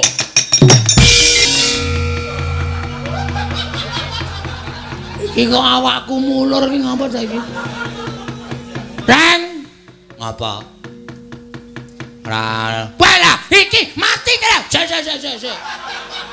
Sik ora cenanangan kowe. Lho, iki ra suarane Bagong to iki. Heeh, aku ngapae? Oh kok dadi wujud Baladewa ta, Gong? Weh. Tenane. Heeh. Lho. Ayo goleke pengilon. Goleke pangilon. Lho. Wah, jian gleleng tenan iki. Aku iso dadi kaya ngene ngapa to, Reng? Ampuh aku ora ngerti. Aku mau ki jare ndonga. Aku mung muni Gusti paring ana pengayoman kalian kula. Gusti terus kaya bumine iki keder kae terus aku kaya ditudut saka ngisor terus metu menang ngene iki. Wo, aku kuwalik. Kuwalik piye? Kudune iki metuse lagi didudut. Ora kok didudut lagi metu kaya ngono. Kowe tak gawe kira matamu lho, Reng. Iki wis kira kok isih kira ora. Dadi Baladewa tenan aku. Heeh. Oise. Jagat Dewa Bathara ya jagat Pangestu-Nggara. Nala Gareng. Ayo to Reng wangsulan to. Iya. Wonten dawuh sinuwun Prabu. Ngaturke sembah Prabu. Non. Ngatur sembah Prabu. Pan ngaturaken sembah pangabekti kula kunjuk sinuwun Prabu Mandura. Iya. Tak tampa Nala Gareng ora liwat pangestune Nun Ambal. Kula pun dinggo jimat paripe. Nala Gareng sapa sing bengok-bengok nesu kae? Prabu Baladewa. Lho. Wani ngembari marang panguwasane ingsun. Nggih, dasar kepara makate. Iblis lanat. Panjenengan janji bawa cipta mari nyelamat tenang kamu jeneng malu. Kok kata-katane ra cetha. Nek Baladewa iki angel tenan. Kono ki wis kulino saben dina ki nek omong cepet ngono aku kan dadi Baladewa lagi entas kok kono omong cepet ora iso. Wis omong aku. Goleke pusaka. Goleke pusaka. Arep ngopo kowe? Maju arep tak gawe wirang Baladewa. Ana goleke pusaka? Ya. Sakarepmu apa? Ya. Linggis apa bendo? Terserah. Graji ya, manut. Arit gelem. Sing landhep apa sing niyeng? Terserah. Paham? Ora usah nesu. Nya, anane iki. Mohon perhatian. Wah, keprohoren dasmu kowe. Baladewa kok kon nggo sound system ki maksudmu piye? Kowe iki udu sound system ya, Gong. Kowe iki kampak kok kaya sostin. Manteng para sedherek benjang minggu sami kerja bakti ngersakaken god ngajeng rumahipun piyambak-piyambak. Matur sembah nuwun.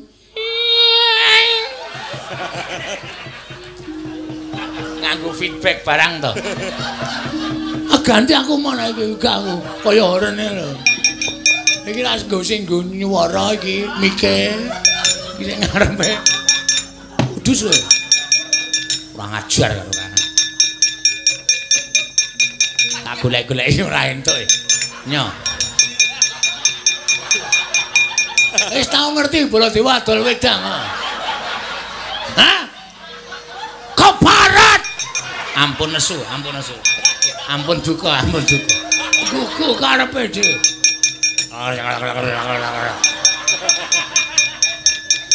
Kok njuk digrujuke aku. Golek kene.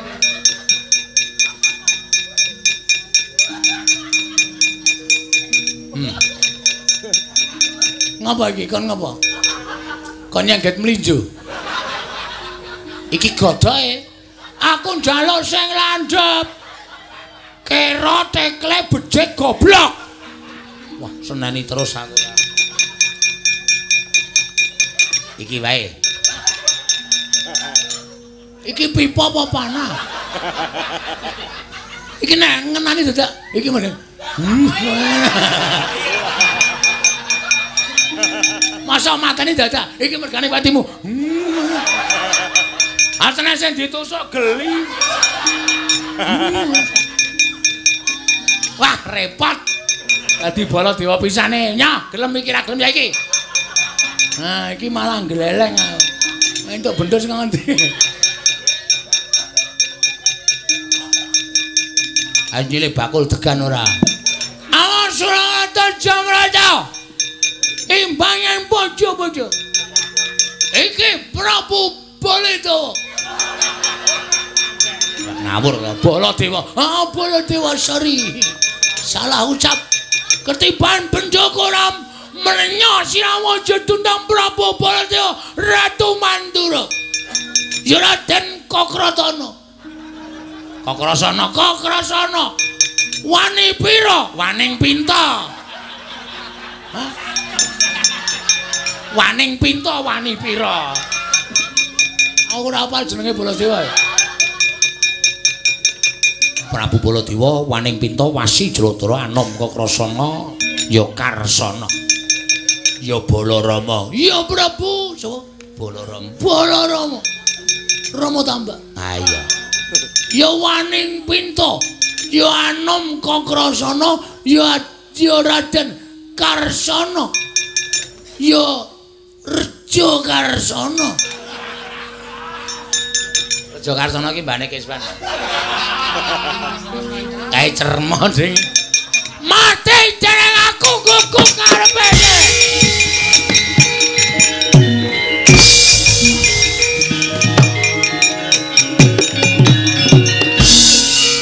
Ora cenanangan ya. Tak pujek-pujek modar. Ana kakangne kok disamplak sirahe sak penake dhewe. Ngati-ati lho, Wer, ngati-ati. Baladewa kudune kaya Kyai Nenggala. Iki tamake Gunung Jugruk Segarasat. Iki benda tau nggo nyolong degan ping 5 ora konangan. Walah setan apa? Wah, gugu karepe dhewe, gugu karepe. Matek dening aku. Kelakon neng UGD. UGD ya, nggo penimbangan beras. Kae KUD. Kaya kleru. Ah, ngawur. KUD kok kae posyandu. Posyandu apa? Iki malah rembugan kesehatan ta iki. Mati jeneng aku, mati. Ah, mati.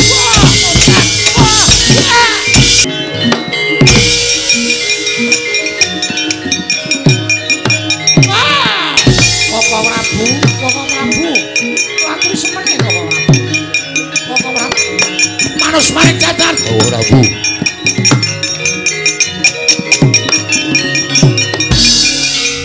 Koko Prabu kula aturi sabar. Kula mboten kepengin negari Ndrawati menika dados ajanging pasulayan. Kula aturi sabar. Hoi, Radar. Adikku inggih Koko Prabu.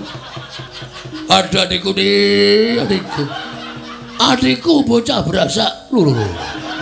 Adikku bocah bagus. Heeh, adikku bocah bagus. Kresna aja ta bisa Kresna. Menungsa ora tatanan kae jenenge Baladewa ngembari marang panguwasane ingsun Kresna. Kula aturi sabar. Kresna. Kuwi dudu Baladewa. Sing Baladewa kuwi aku. Oh, Prabu, aturi sabar. Inggih, kula ngertos. Menungsa ora kuwi Kresna. Ming ngene to? Inggih, dos pundi? Kuwi Bagong. Nom. Kuwi Bagong kuwi. Inggih kula ngertos. Aduh, Koko Prabu. Aduh. Kresna ada apa Kresna?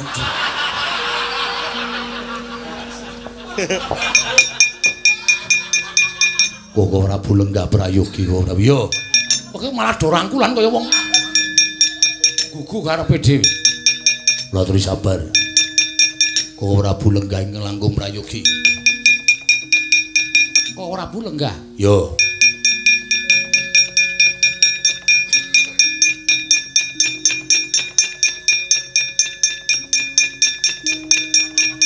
Gek omong. Inggih.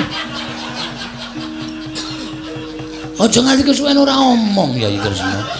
Setyaki. Wonten dawuh aduh adikku di. Njaluk rokok Setyaki. Koko Prabu menika menawi filter mboten purun. Aja filter. Ana filter kentingan Setyaki. Nggih. Koko Prabu laturi semene ora pati nduga mono. Lah kowe ngantasi Baladewa dikembari karo panguwasaning para kawan kere ngembari marang panguwasaning Wertamantra Prabu Baladewa. Aku ora nrimake. Minggira menungsane mburi ora glandhange nenggala. Kresna. Minggira Kresna. Ratu Mantura dandanane pikirane. Lah kuwi suarane apa ora marai mangkel? Koko Prabu mbok sampun ngaten to. Lho, aku ora entuk ngono. Inggih. Lah aku kan ngono karo sapa? Jenengan nek ngendika kok nganyelke to. Iya, Kresna iya. Oh iya, jagat diwabane lho. Wong guyune wae elek ngono kok. Dadak dadi Baladewa. Kok ora Bu? Nggih. Anak kula gadah pamundhut. Lho, anakmu duwe penjaluk? Inggih. Purantawati sagedipun dhaup sinten kemawon? Waton temanten lanang saged nyaosaken utawi ngunduraken pusaka senjata cakra. Senjata cakra ilang. Estunipun nedeng kemawon manakula katawengan Badra Hirawan. Kowe lha apa Kresna? Kata-katamu kok angel dicerna. Badra Hirawan ki apa Kresna? Kok Prabu Mandura kendel, mangke kula nesu lho. Aja Kresna, aja gampang nesu ndak gelis tuwa. Ya Kresna ya. Iki Setyaki wonten dawuh golekno es teh. Kok Prabu Mandura kok panjaluke werna-werna. Badhe kula padosaken mawi bathok. Aja kurang ajar Setyaki. Ratu kok digoleki nganggo bathok. Anggepe aku kirik. Setyaki wis aja tok tanduki. Ngertos mboten apa Prabu? Ya, ngerti. Lesmana ngaturaken senjata cakra kula dhaupaken lan pun Purantawati. Ngono. Inggih. Njaluk pamit tak matur karo Prabu Astina.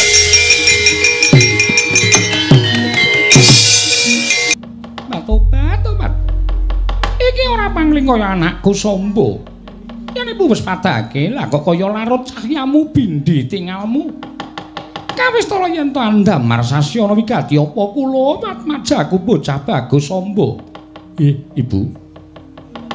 Kepareng matur nanging wonten lepatipun ingkang putra diagung pangaksamanipun maduka Kanjeng Ibu. Iya nggih ora dadi ngopo. Sernakna rasa wigih ringa-ringa ya Samba, Ibu. Persajan kemawon. Ingkang putra menika katemben mawon lumawat wonten ing Traju Trisna. Sowan kadangmu tuwa anak Prabu Bama Narakasura inggih. Nanging kula jumujuk wonten ing Taman Kaputen. Tobat. Nemoni Mbak Yumi Hak Nyonowati inggih kaluhuran. Nanging Ibu mboten nginten yen to Kakang Mbok Hak Nyonowati kelenggan menika malah dipun tarungku wonten salebeting gedung kedah. Tobat. Lah kok dadi kaya mengkono? Apa pancen Stijo lan Hak Nyonowati nggone bebrayan ora bisa atut runtut inggih. Perkawis menika nyemanggaken nanging kula sanget mesakaken dhateng Kakang Mbok Hak Nyonowati. Anggenipun kaningaya wonten salebeting gedung kedah. Lajeng tuwuh kekajengan kula krenteking manah kula pengin sanget badhe caos pambiyantu dhateng Kakang Mbok Hak Nyonowati. Tobat inggih. Jenenge kekadangan kuwi tulung tinulung lan daya dinayan. Kuwi wis becik banget. Mula kang sangka kuwi wis sak lumrahe nanging banjur apa sranane lan sira sowan ana ngarsaning ibu nggih, Ibu. Mila kula sowan wonten sanipun Kanjeng Ibu menika namung badhe nyuwun rekning sagedipun Kakang Mbok Nyonowati menika uwal saking gedung kedah. Menika kedah dipun sranani mawi senjata cakra. Mongko manut dawuh ingkang kula tampi senjata cakra menika ingkang ngasta Kanjeng Ibu. Ing menika Ibu, mawantu-wantu panyuwun kula keparenga kula badhe nyuwun ngampil senjata cakra menika Kanjeng Ibu. Kagat risang kapirang uri nangkul kinembet kembet dosang reknaning bawono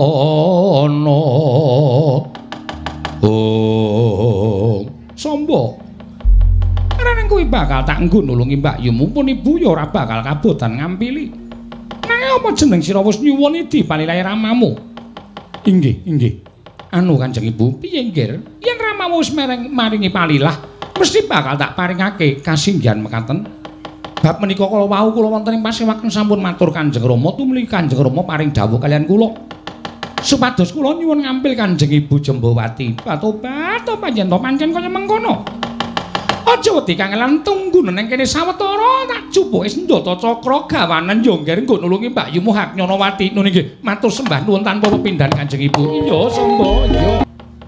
Sawa paduka kula ngaturaken sembah mabekti kula kunjuk sinuwun. Ya Jembawati ndak tampa liwat pangestu ning Sun Tampanana. Kula mendika jimat paripindayana ing kasantosan. Namung dadosaken gumun raos ing manah kula. Rawuh kok mboten sarengan kelawan ingkang putra pun Samba. Kersanipun menapa sinuwun? Lho kok sik. Kok dadi mengkono aturmu apa putramu Samba nembe sowan ana ing kene? Inggih kasinggihan. Terus wigatine? Cetha aturipun putra Paduka pun Samba nyuwun ngampil kagungan dalem senjata cakra. Oh. Nyuwun ngampil senjata cakra. Inggih. Lah terus nduk paringi ngampil. Inggih. Krana manut aturipun Samba. Paduka sinuwun inggih sampun paringi dipalilah. Kosik to, Jembawati. Kula wonten maring dawuh. Mongko ingsun babar pisan ora paring palilah lan ora marengake yen senjata cakra disilih anakmu Samba. Yayi Ratu. Pancen sengaja senjata cakra ingsun titipake marang jeneng sira Yayi kuwi, yektine mung tak nggo nodi marang Yayi Ratu Jembawati. Nanging lha kok tinemune kowe malah gedhek antuk pidak jempol nebu sakuyun ngethek seranggon karo anakmu Samba. Kula malah dereng dungkap keparingipun Maduka sinuwun Prabu menika paring pangandikan kados makaten menika jlunturingipun kados pundi keparing mbabar ing sejati sinuwun. Ing Jaja muntap lir kinetap duka yayasinipe Netra kocak ngundar andir.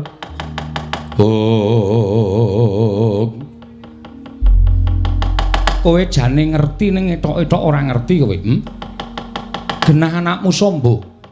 Pakartine sak ngisoring dlamakan nganti bisa mbeset raine wong tuwa kaya ngono. Ngerti ya, Jembawati? Yen anakmu Samba ana sesambungan katresnan karo Mbak Yunepe ya si Haknyanawati. Mongko nggone laku bedang liwat marang bojone Stijo. Kuwi wis watara suwe. Nganti saiki Haknyanawati disingitake ana gedhong gedhah. Sranane bisa owal kudu disranani nganggo senjata cakra lan senjata negala. Lah kok nganti senjata cakra wenehi ngampil marang Samba, mbok paringake marang Samba, mbok silihake karo anakmu Kusuma Kilatmaka. Ora urung ming gelandang carang saka pucuk. Kepara ora suwe meneh seksenana ucape Kresna iki Jembawati disekseni keblat papat segara gunung isine rina wengi. Legetane atimu ingkang lethek kaya ngono merga kowe ngerti pakartine anakmu ning kowe ora etok-etok ora ngerti. Mula undu-unduane seksenana anakmu Samba bakale mati ngenes Haknyanawati. Patobat. Kados pundi sinuwun mawantu-wantu ingkang dados panyuwun kula. Kula aturi mbudidaya murih kawilujenganipun Samba sinuwun. Jembawati ngibarate sega wis dadi jenang. Merga lekase putramu Samba pancen ya nerak pepacuh Rajang Wewaler. Apa meneh iki malah ngewat karo bojone kakangne dhewe piye ya? Kowe sing dadi ibune njur lemu nulung mulang anakmu piye? Anak lanang saben-saben mung tok uja kesenengan dadine ya ngene iki. Dadi bocah sing ngugungan munggah umpakan temagawe kucem asmaning wong tuwa. Ing menapa Paduka lajeng lepataken dhateng ibunipun. Menapa inggih namung ibunipun ingkang tutur-tutur, kedahipun ramanipun inggih paring piwucal. Nuwun sewu Samba menika nuwun sewu nggadahi pakarti kados mekaten menika kula nuwun sewu. Banyu menika miline wonten pundi? Wong nyatane bapakne wae mayuh. Nganti mbiyen jaman Gaya Rukmini lan Setyabuma ya nganti direwangi mlumpat pager mbabah tembok. Lah rak malah ngundha mono to kowe. Ning lelakone Kresna karo Samba kuwi beda. Bedanipun wonten pundi? Yen jaman aku nggayuh Rukministya Boma kae isih padha legane, ora kawengku priya. Nanging anakmu Samba ki piye? Mara coba pitungan. Nanging nadyan kados pundi Samba menika putra Waduka? Samba menika putra Waduka. Tobat. Sinuwun kula aturi budidaya sinuwun nyentos pundi menapa sampun Paduka ngendikaken menika mboten kababar dados kasunyatan Jembawati. Wah, yaning mangsa kala wis nekani titiwanci wis tumapak. Pancen kudu ngono lakone anakmu. Dikandhanana aja kok wujud menungsa, dewa mudhun wae ora bakal bisa ngendhakake Samba. Pancen kudu ngono lakone anakmu Jembawati.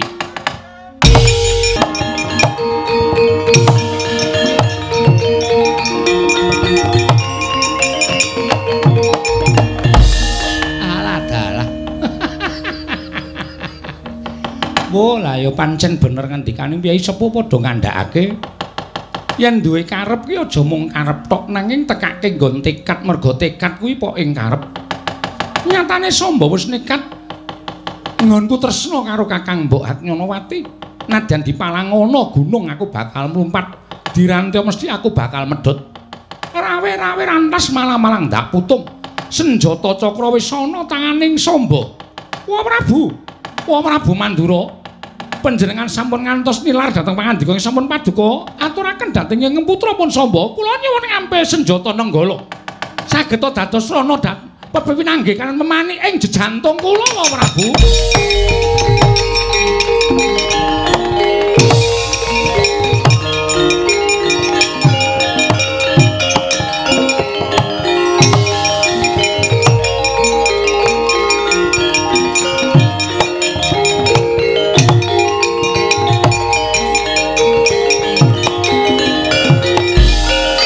Samba, kula wonten timbalane ngadhau. Piye? Entuk gawe apa ora? Ya pangestunipun Kanjeng Prabu Mandura. Kula sampun pinanggih kaliyan Kanjeng Ibu Jembawati. Ibumu maringi senjata cakra apa ora? Iya, pangestunipun senjata saka sakmenika sampun mapan wonten kancing gelungipun ingkang putra pun Kusuma Kilatmaka pun Samba wa. Alah dalah. Ora sangguyu. Wong tuane guyu kok melu guyu. Amargi badhe kasembadan panjangka kula, manah kula remen kok. Lah iya wong sing jeneng arep ketemu karo memani ing ati kuwi mesti seneng. Kasinggihan mekaten. Banjur Wong Prabu sampun ngantos cidra. Lho, ngapusi apa? Panjenengan badhe mari ngambil senjata nenggala kinarya mecah gedhong gedhah. Supados kula saged pinanggih kaliyan jejantung ing ati kula pun Kakang Mbok Hatnyanawati. Lho apa aku mau omong ngono piye? Nun sewu. Panjenengan kok Kyai Sepuh lho. Ora mencla-mencle sapenake dhewe. Kula menika sampun mantep ngantos kula menika ngapusi dhateng Kanjeng Ibu dosa menapa ing badhe kula sandhang ning perkara dosa ora tak pikir. Sing baku kasembatan penjanganipun Samba. Kanjeng Ibu paring dawuh apa kowe wis nyuwun palilah wong atuhamu. Sampun, Rama sampun maringaken. Monggo janjanipun Rama dereng paring palilah. Menika ateges kula sampun dora dhateng Kanjeng Ibu.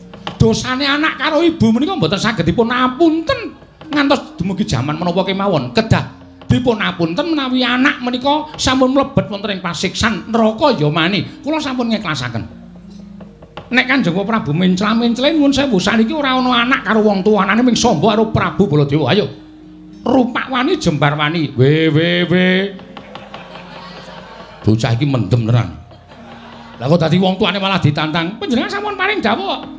Mboten maringaken nuwun sewu paripaksa kula peksa. Lho, wani tenan karo aku sing tak wedene wah glandang nenggala legane.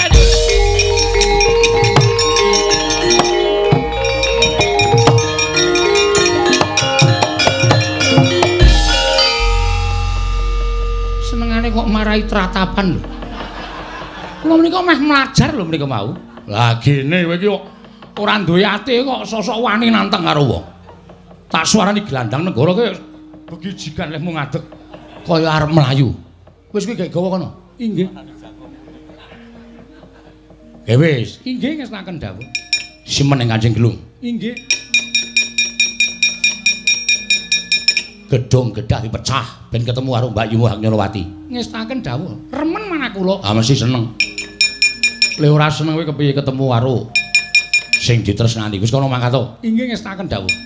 Wis ora usah wedi nek ana apa-apane kakangmu muga-muga ning Stijo Bunur Kasura. Kowe mlayu karo pakdemu. Kowe wadu lho karo aku. Ngestaken dawuh. Matur nuwun nggih, Pak. Ya, padha-padha. Nek sampun balekke. Inggih. Menawanipun Nenggala menapane dengkulmu mlocot. Nenggala, inggih ngestaken dawuh. Ah, remen kula wah lega semplong. Waduh.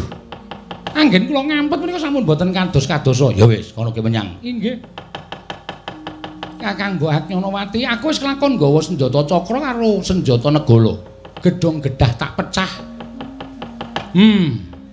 Kowe ketemu karo aku, Kakang Mbok Agnyanawati. Wah. Menapa? Wah Prabu gadah menapa ngaten lho. Kangge daya kekiyatan. Ah ora aneh-aneh. Semengane ora. Lawaran sik wae. Inggih ngestaken. Mangkat to. Kakang Mbok, aku sing teko Kakang Mbok, aja kaget atimu.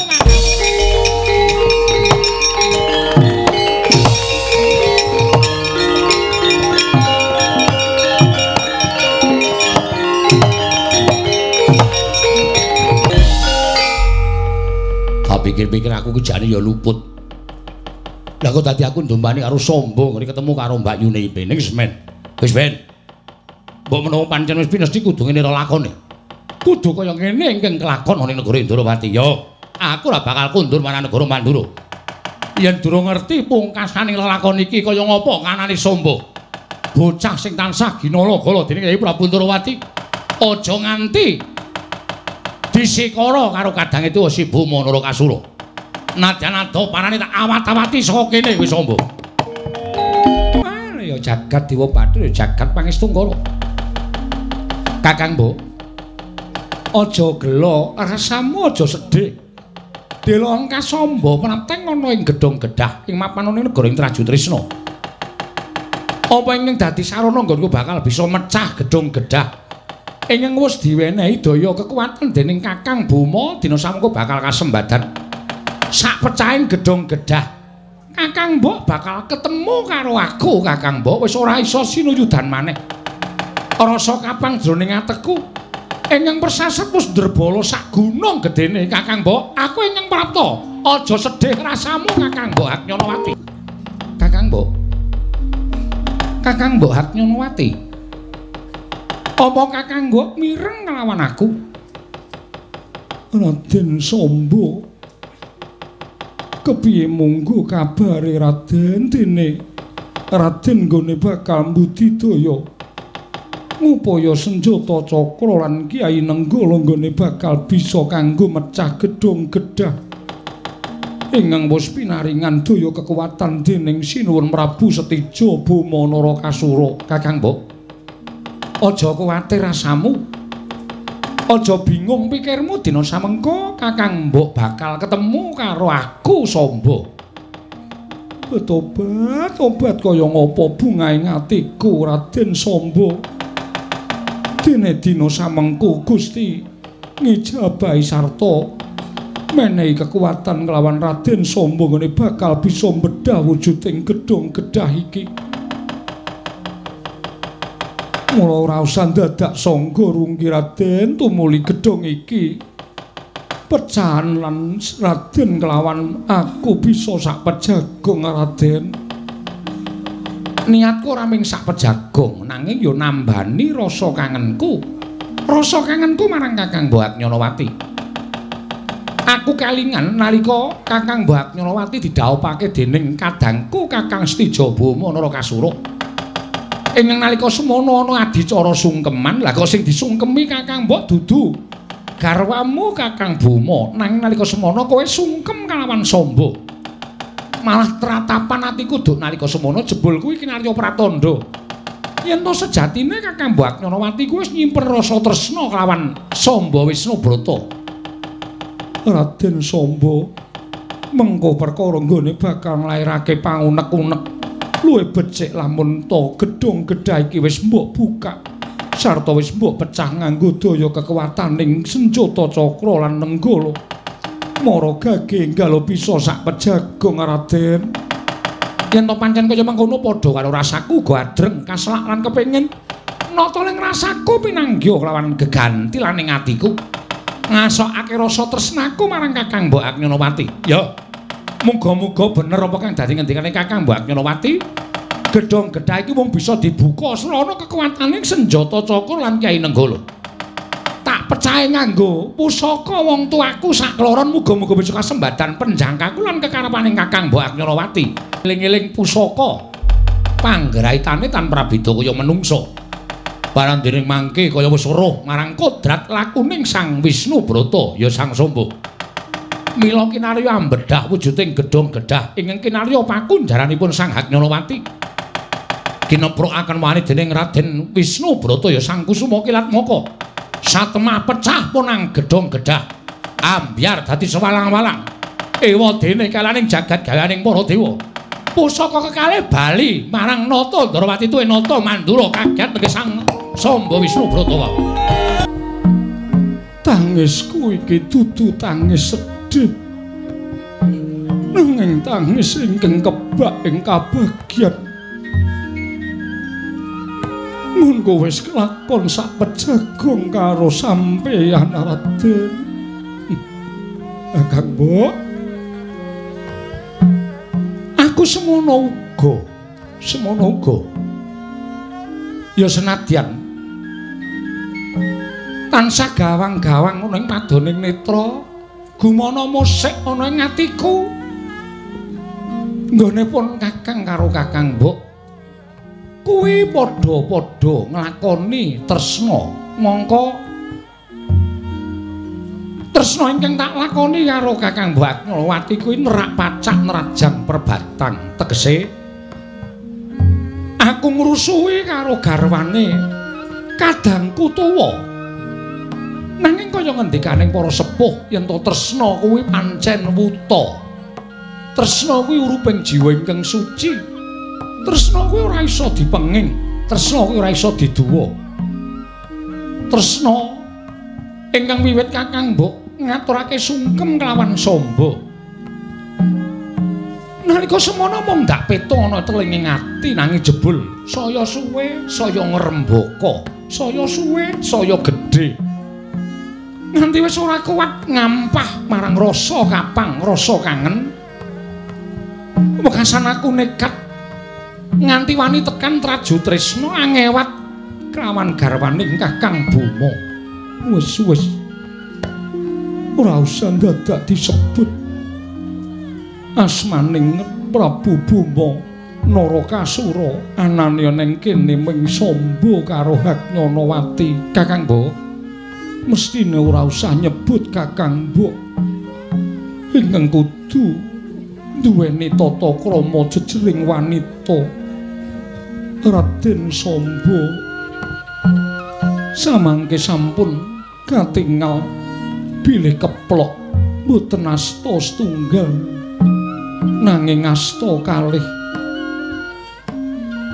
Menawi wonten sukalilaning penggali monggo kula kanthi manjing wonten ing patenggan supados sampun boten wonten abdi ingkang prisa Raden. Wah. Bareng Kakang Mbok Agnyonowati sepisan malih sampun mawi tembung Kakang Mbok Agnyonowati ngaten kemawon. Iya, Agnyonowati. Bareng sira matur ingkang kaya mengkono, kaya lumaku ing wanci ketiga ngerak angagak-agak. Monggo ora ana tetesing ngembun. Dumadakan aku weruh wujuding blumbang ingkang kimplah-kimplah banyune tumuli kumudu-kumudu angokop marang toya wening mapan ana ing balumbang mau. Yen to pancen wis nuju prana kelawan penggaling sira Yayi Agnyonowati, ayo. Wis ora ana sangga runggi meneh. Wis ora ana rasa tida-tida walang ati jroning ati. Ndak derekake manjing patunggon. Menapa ingkang dados kersa paduka badhe kula ladosi saktatanipun kula ngladosi dhateng jejantunganing ati Raden.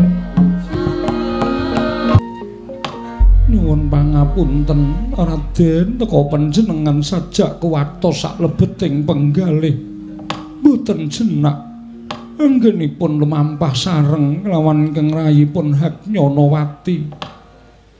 Wah, lah kok ora kaya adat sabene kok atiku kok tratapan ya Hagnyanawati. Tratapan kados pundi? Lah ya wong pendak-pendak Sira Yayi ketemu karo aku iki mesti ning njaba. Ning iki mapan ana ning negara Trajutresna. Mula pendak-pendak ana swara kuwi aku terus maksir. Pendak-pendake ning swara ki atiku mak tratap mengko gek-gek ning Wadyabala Trajutresna ingkang weruh kelawan kahananku ingkang kaya mengkene iki mula Blakasuta atiku ora jenak, atiku ora tentrem. Lha kersanipun kados pundi? Lah ana kene iki ditanting kekuwataning Samba.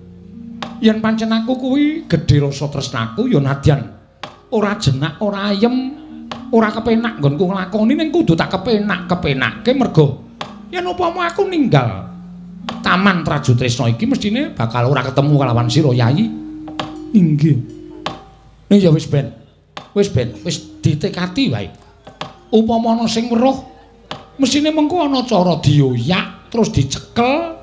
Mengko tak oyake tak cekele tak paringane brana picis supaya nggo bingkem cangkeme. Aja nganti kandha karo sapa-sapa. Menika ugi langkung prayogi. Nanging menawi langkung tentrem, kula sampun matur menawi monggo manjing wonten telenging patenggan wonten ing papan pesarean. Menika langkung sekeca Raden. Tegese piye kuwi?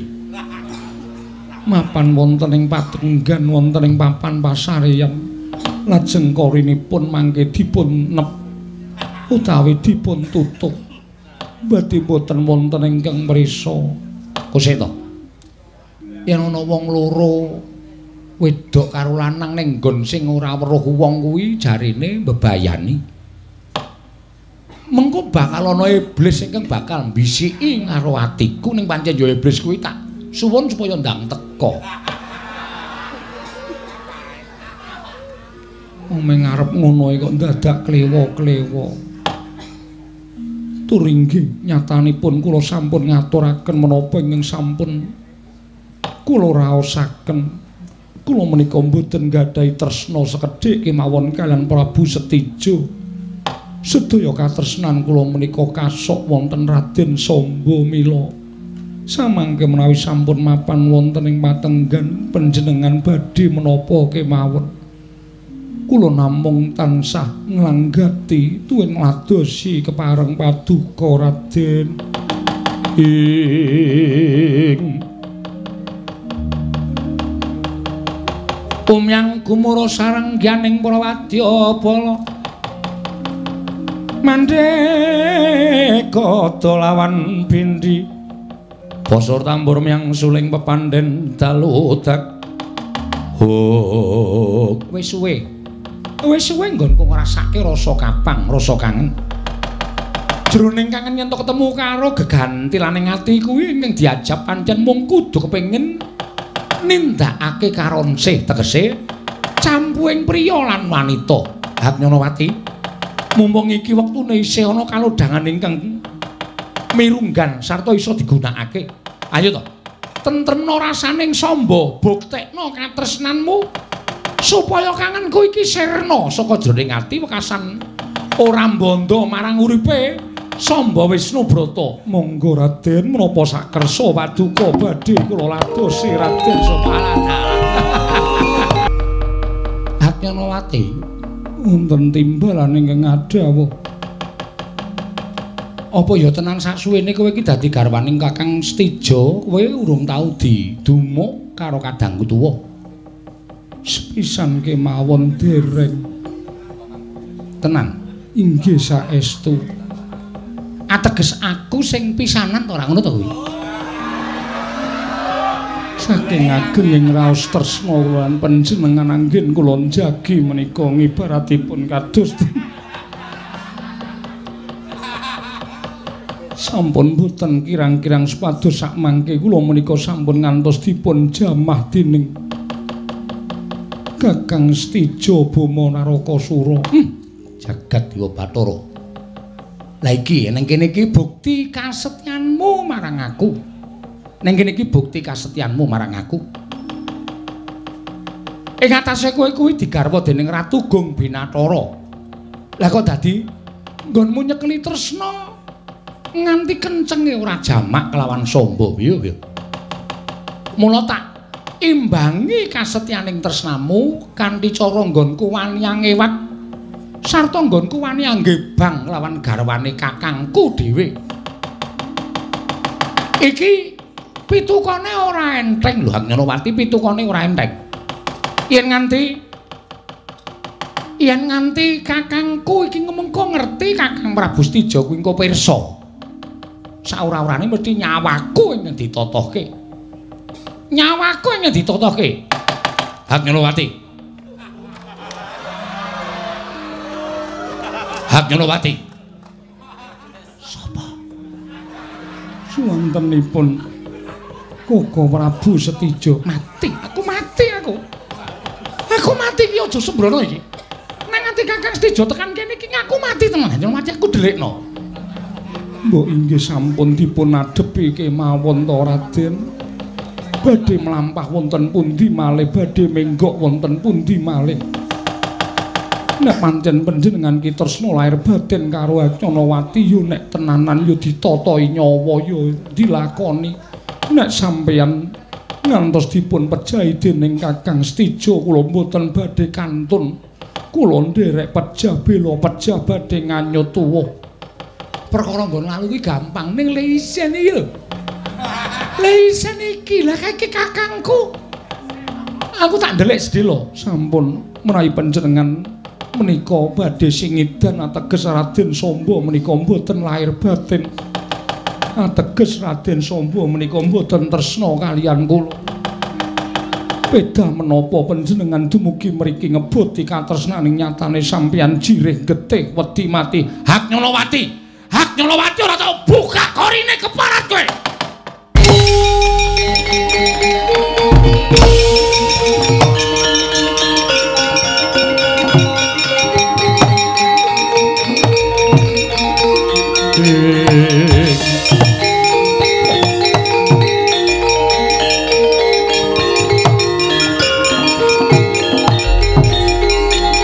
Kula ngaturaken bekti konjuk sinuwun.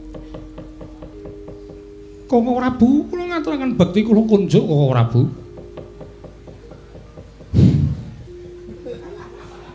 Jagat Dewa Bathara, jagat Pangestungur. Wah. Waduh. Lah kok dadi abote kaya ngene lakon ting tak sandhang. Jebul kon ora ladi karo aku. Saknyatane pancen kowe mendhem rasa tresna karo wong liya. Hagnyanawati. Hagnyanawati.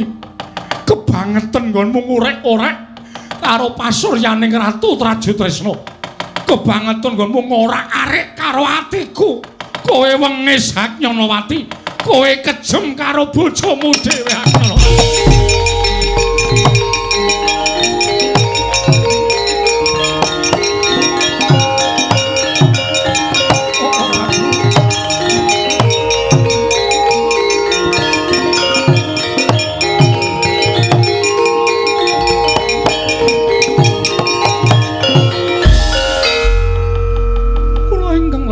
Koko Prabu. Seminten kalepatan kula diagung pangaksami Koko Prabu, menawi badhe mejahi. Tuhan badhe ndawaken pidana sampun ngahan Kakang Mbok Hagnyanawati ing pranyata Kakang Mbok menika mboten klintu. Nanging ingkang rayipun Samba ingkang klintu. Adikku Di.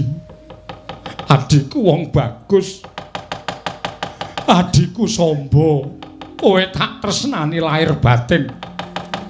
Nadyan Stijo wis ngerti sejatine aku iki putra pupon saka Nata Indrawati nanging gedhening tresnaku karo Kanjeng Rama. Nganti kowe ingkang pinutrakake dening Sinuwun Ndrawati wae tak aku adi tenan. Lah kok dadi kaya ngono lakonmu. Lah kok dadi kowe memek matamu Samba. Kowe picak. Kowe bagus ning matamu ora weruh kuwi Mbak Yumu. Kuwi Mbak Yumu. Apa jagat iki mung sagodhong kelor? Donya iki akeh wong wadon sing ayu, akeh wong wadon sing pantes minangka dadi jatuh kramamu. Nek lak dadi kowe tegel ora arek jagating Stijo. Iya. Kula nandhang kalematan Koko Prabu. Mila dosa menapa ing badhe kula sandhang, kula mboten badhe selak. Kula mboten badhe selak. Yen lumrah. Kowe keluputan tumrap negara Trajutrisna ora ana hukum sing pantes tok sandhang kejaba mung tak hukum gantung kowe tak pateni. Ning apa ya rampung? Apa ya rampung? Yen kowe tak pateni, Kanjeng Rama mireng. Mesti aku didukani dening Kanjeng Rama, gedene aku bakal dihukum dening Kanjeng Rama. Sombo, piye? Piye carane kudu nengahi lelakon iki?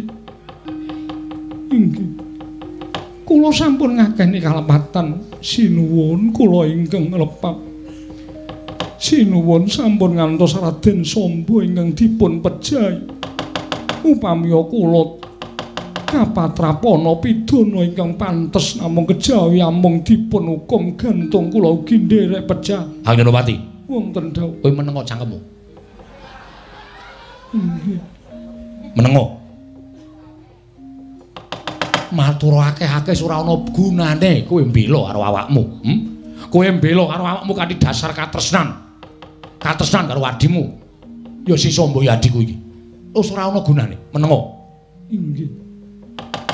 Iki sing ditanting mung atine Setijo Bomanara Kasura. Piye nggonku kudu ngadepi marang lelakon iki? Yen aku nggunakake tata hukum pernatan hukum adil negara ing Trajutrisna, adhiku mesti bakal nampa paukuman ing kesakmurwat. Ning apa ya lelakon iku bakal rampung yen to Sombo wis tak hukum gedene hukum pati. Mula aku kudu iso nengahi lelakon iki ing sak traju, sak bobot, ing sak timbang. Aja nganti abot sisih. Sombo, wonten dawuh. Anyanowati, Kula wonten dawuh. ku tak takoni wong loro. Inggih. Kowe seneng karo Mbak Yumu? Inggih. Inggih. Ayo wangsulan. Inggih. Ayo wangsulan. Inggih, tresna Prabu. Lahir batin, Lahir batos. suwi nggonmu tresna. Sampun dangu. Anyanowati, Wonten dawuh. kowe tresna karo Sombo? Menawi mboten tresna, kula mboten nglampahi sak tataning tiyang jejodhoan. Ku rasa to critake. Biar nyebit-nyebit rasaku meneh ya. Inggih. Sing tak takoki mung perkara tresna. Inggih. Inggih, tresna. Lahir batin, Lahir batos. upama Sombo tak patrapi paukuman. Kula kedah manjing. Ugi dipun patrapi paukuman. Yen Sombo tak pateni, Kula badhe nglampus diri pados margining pejah. Sombo, Wonten dawuh. Baliyo. Baliyo ning Darawati. Inggih. Baliyo ning Darawati, kowe nyuwuna pangestu karo wong tuamu, Kanjeng Prabu Darawati. Matura yen kowe seneng karo Anyanowati. Koko Prabu. Wis to, ora usah nangis. Inggih. Yen Kanjeng Rama mangestuni kowe dhaup karo Anyanowati sing ngragati Sombo utawa kowe karo Anyanowati sing ngragati Stijo. Sombo dhaup karo Anyanowati sing ngragati kadangmu tuwa ing Trajutrisna. Aku sing ngragati, aku sing dhaupke, aku sing dadi seksine. Iki gedhe atine kadangmu ing Trajutrisna. Nyuwun pamit, ndang lunga. Inggih. Sinuwun kula kados pundi? Trajutrisna mbutuhke wong wadon kaya kowe iki. Melu karo calon bojomu. Inggih ngestaken dawuh. Nyuwun pamit Kang Prabu. Wis bali ya cah bagus. Bali ya. Mundhak selak ganti rasaku marang kowe, mengko malah kriwikan dadi grojokan geguyuh dadi nangis. Mangke rumiyin lha kok dados mekaten anggen paduka nengahi perkawis menika. Paman pancat mono arep matur apa? Apa kurang adil, apa kurang bener? Nggonku nglakoni lakon sing kaya mangkene mau. Inggih, adil lan bener tur bijaksana. Namung nuwun sewu tumrapun tiyang Trajutrisna sami kemawon sampun dipun ciprati rah letuh kaliyan ingkang rayipun Sombo. Dewi Agnyanawati menika prameswari lho. Dados patuladanipun para kawula sak negari Traju Trisna kok lampah bidang mongko kalian rayi piyambak. Lampah sedheng kalian ingkang rayi piyambak. Lho nyuwun pangapunten. Pasuryanipun Paduka anak Prabu Stijo menika sampun dipun idyak-idyak dening Raden Samba. Makutha negari ing Traju Trisna ingkang Paduka agem menika sampun kecipratan letuh kecipratan reget saking pakartinipun ingkang garwa Dewi Agnyanawati. Menawi jagat menika kathah priyantun kakung ingkang pambekipun kados Prabu Setija tartemtu kathah ingkang sami lampah bidang kathah ingkang sami lampah sedheng dhateng priya sanes. Amargi garwanipun utawi guru lakinipun boten tumindak menapa-menapa. Lho nuwun sewu. Paman, wonten dawuh. Kowe arep guneman apa wae sakarepmu? Ning pancen iki ingkang tak temtokake kanggo lakoni Si Samba lawan Agnyanawati. Aku ora apa-apa, aku ikhlas.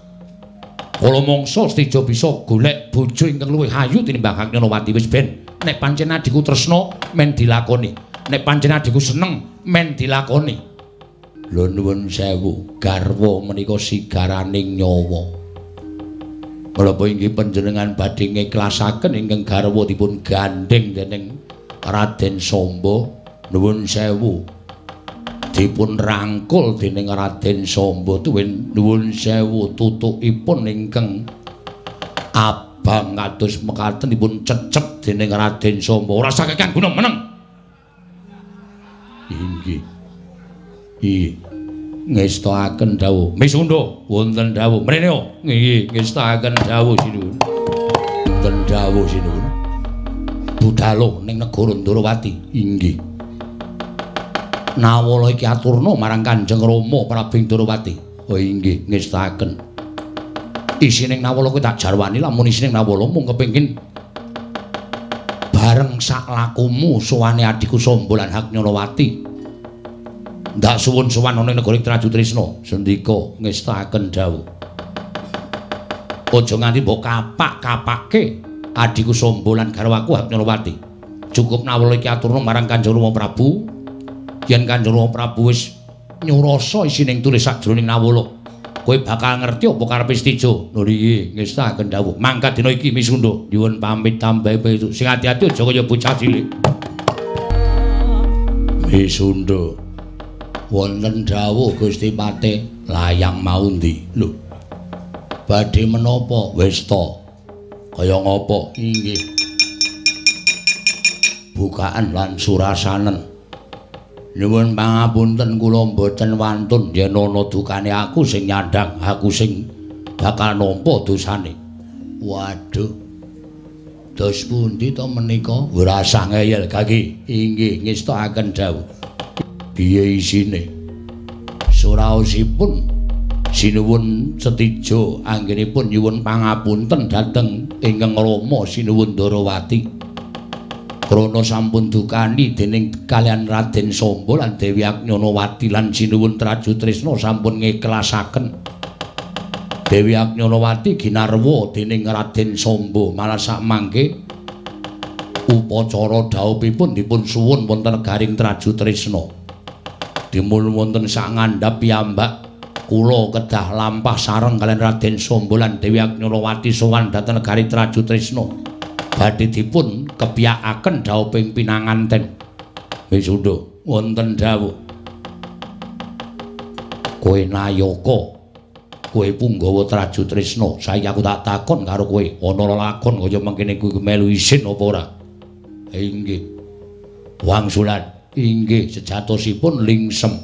Krana prameswari kok tumindakipun kados mekaten, dudu perkara prameswari sing tumindak kaya ngono. Yen Gustimu Dewi Agnyanawati tumindake ora patiya salah, ning sing picek mripate, ora nyawang karo kahanan, ora weruh karo kadange tuwa Raden Samba, menungsa kaya ngono. Kaya ngono kok putrane sinuwun Ndarawati Titis Sanghyang Bathara Wisnu, Wisnune ngendi aku tak takon. Apa ora tumurun lan ora dinehi pangguluwenthah sing becik karo bapakne. anak ratu Gung Binatura kok tekone sak ngisoring delamakan. Kelakokane jijiki. Wani ngewat karo bojone dulure tuwa. Wah, pancen iblis tenan. Kula kok suwe-suwe melu mangkel, yen pancen rasamu mangkel karo Raden Samba. Nggonmu ngirit Raden Samba karo Dewi Agnyonawati. Yen bisa mbok piloro ning dalan. Aja nganti dheweke wutuh tekan Traju Trisna. Menawi wonten dukanipun Prabu Setija, aku sing bakal nanggung. Wae nggih, setika ngestaken dawuh Gusti Pati.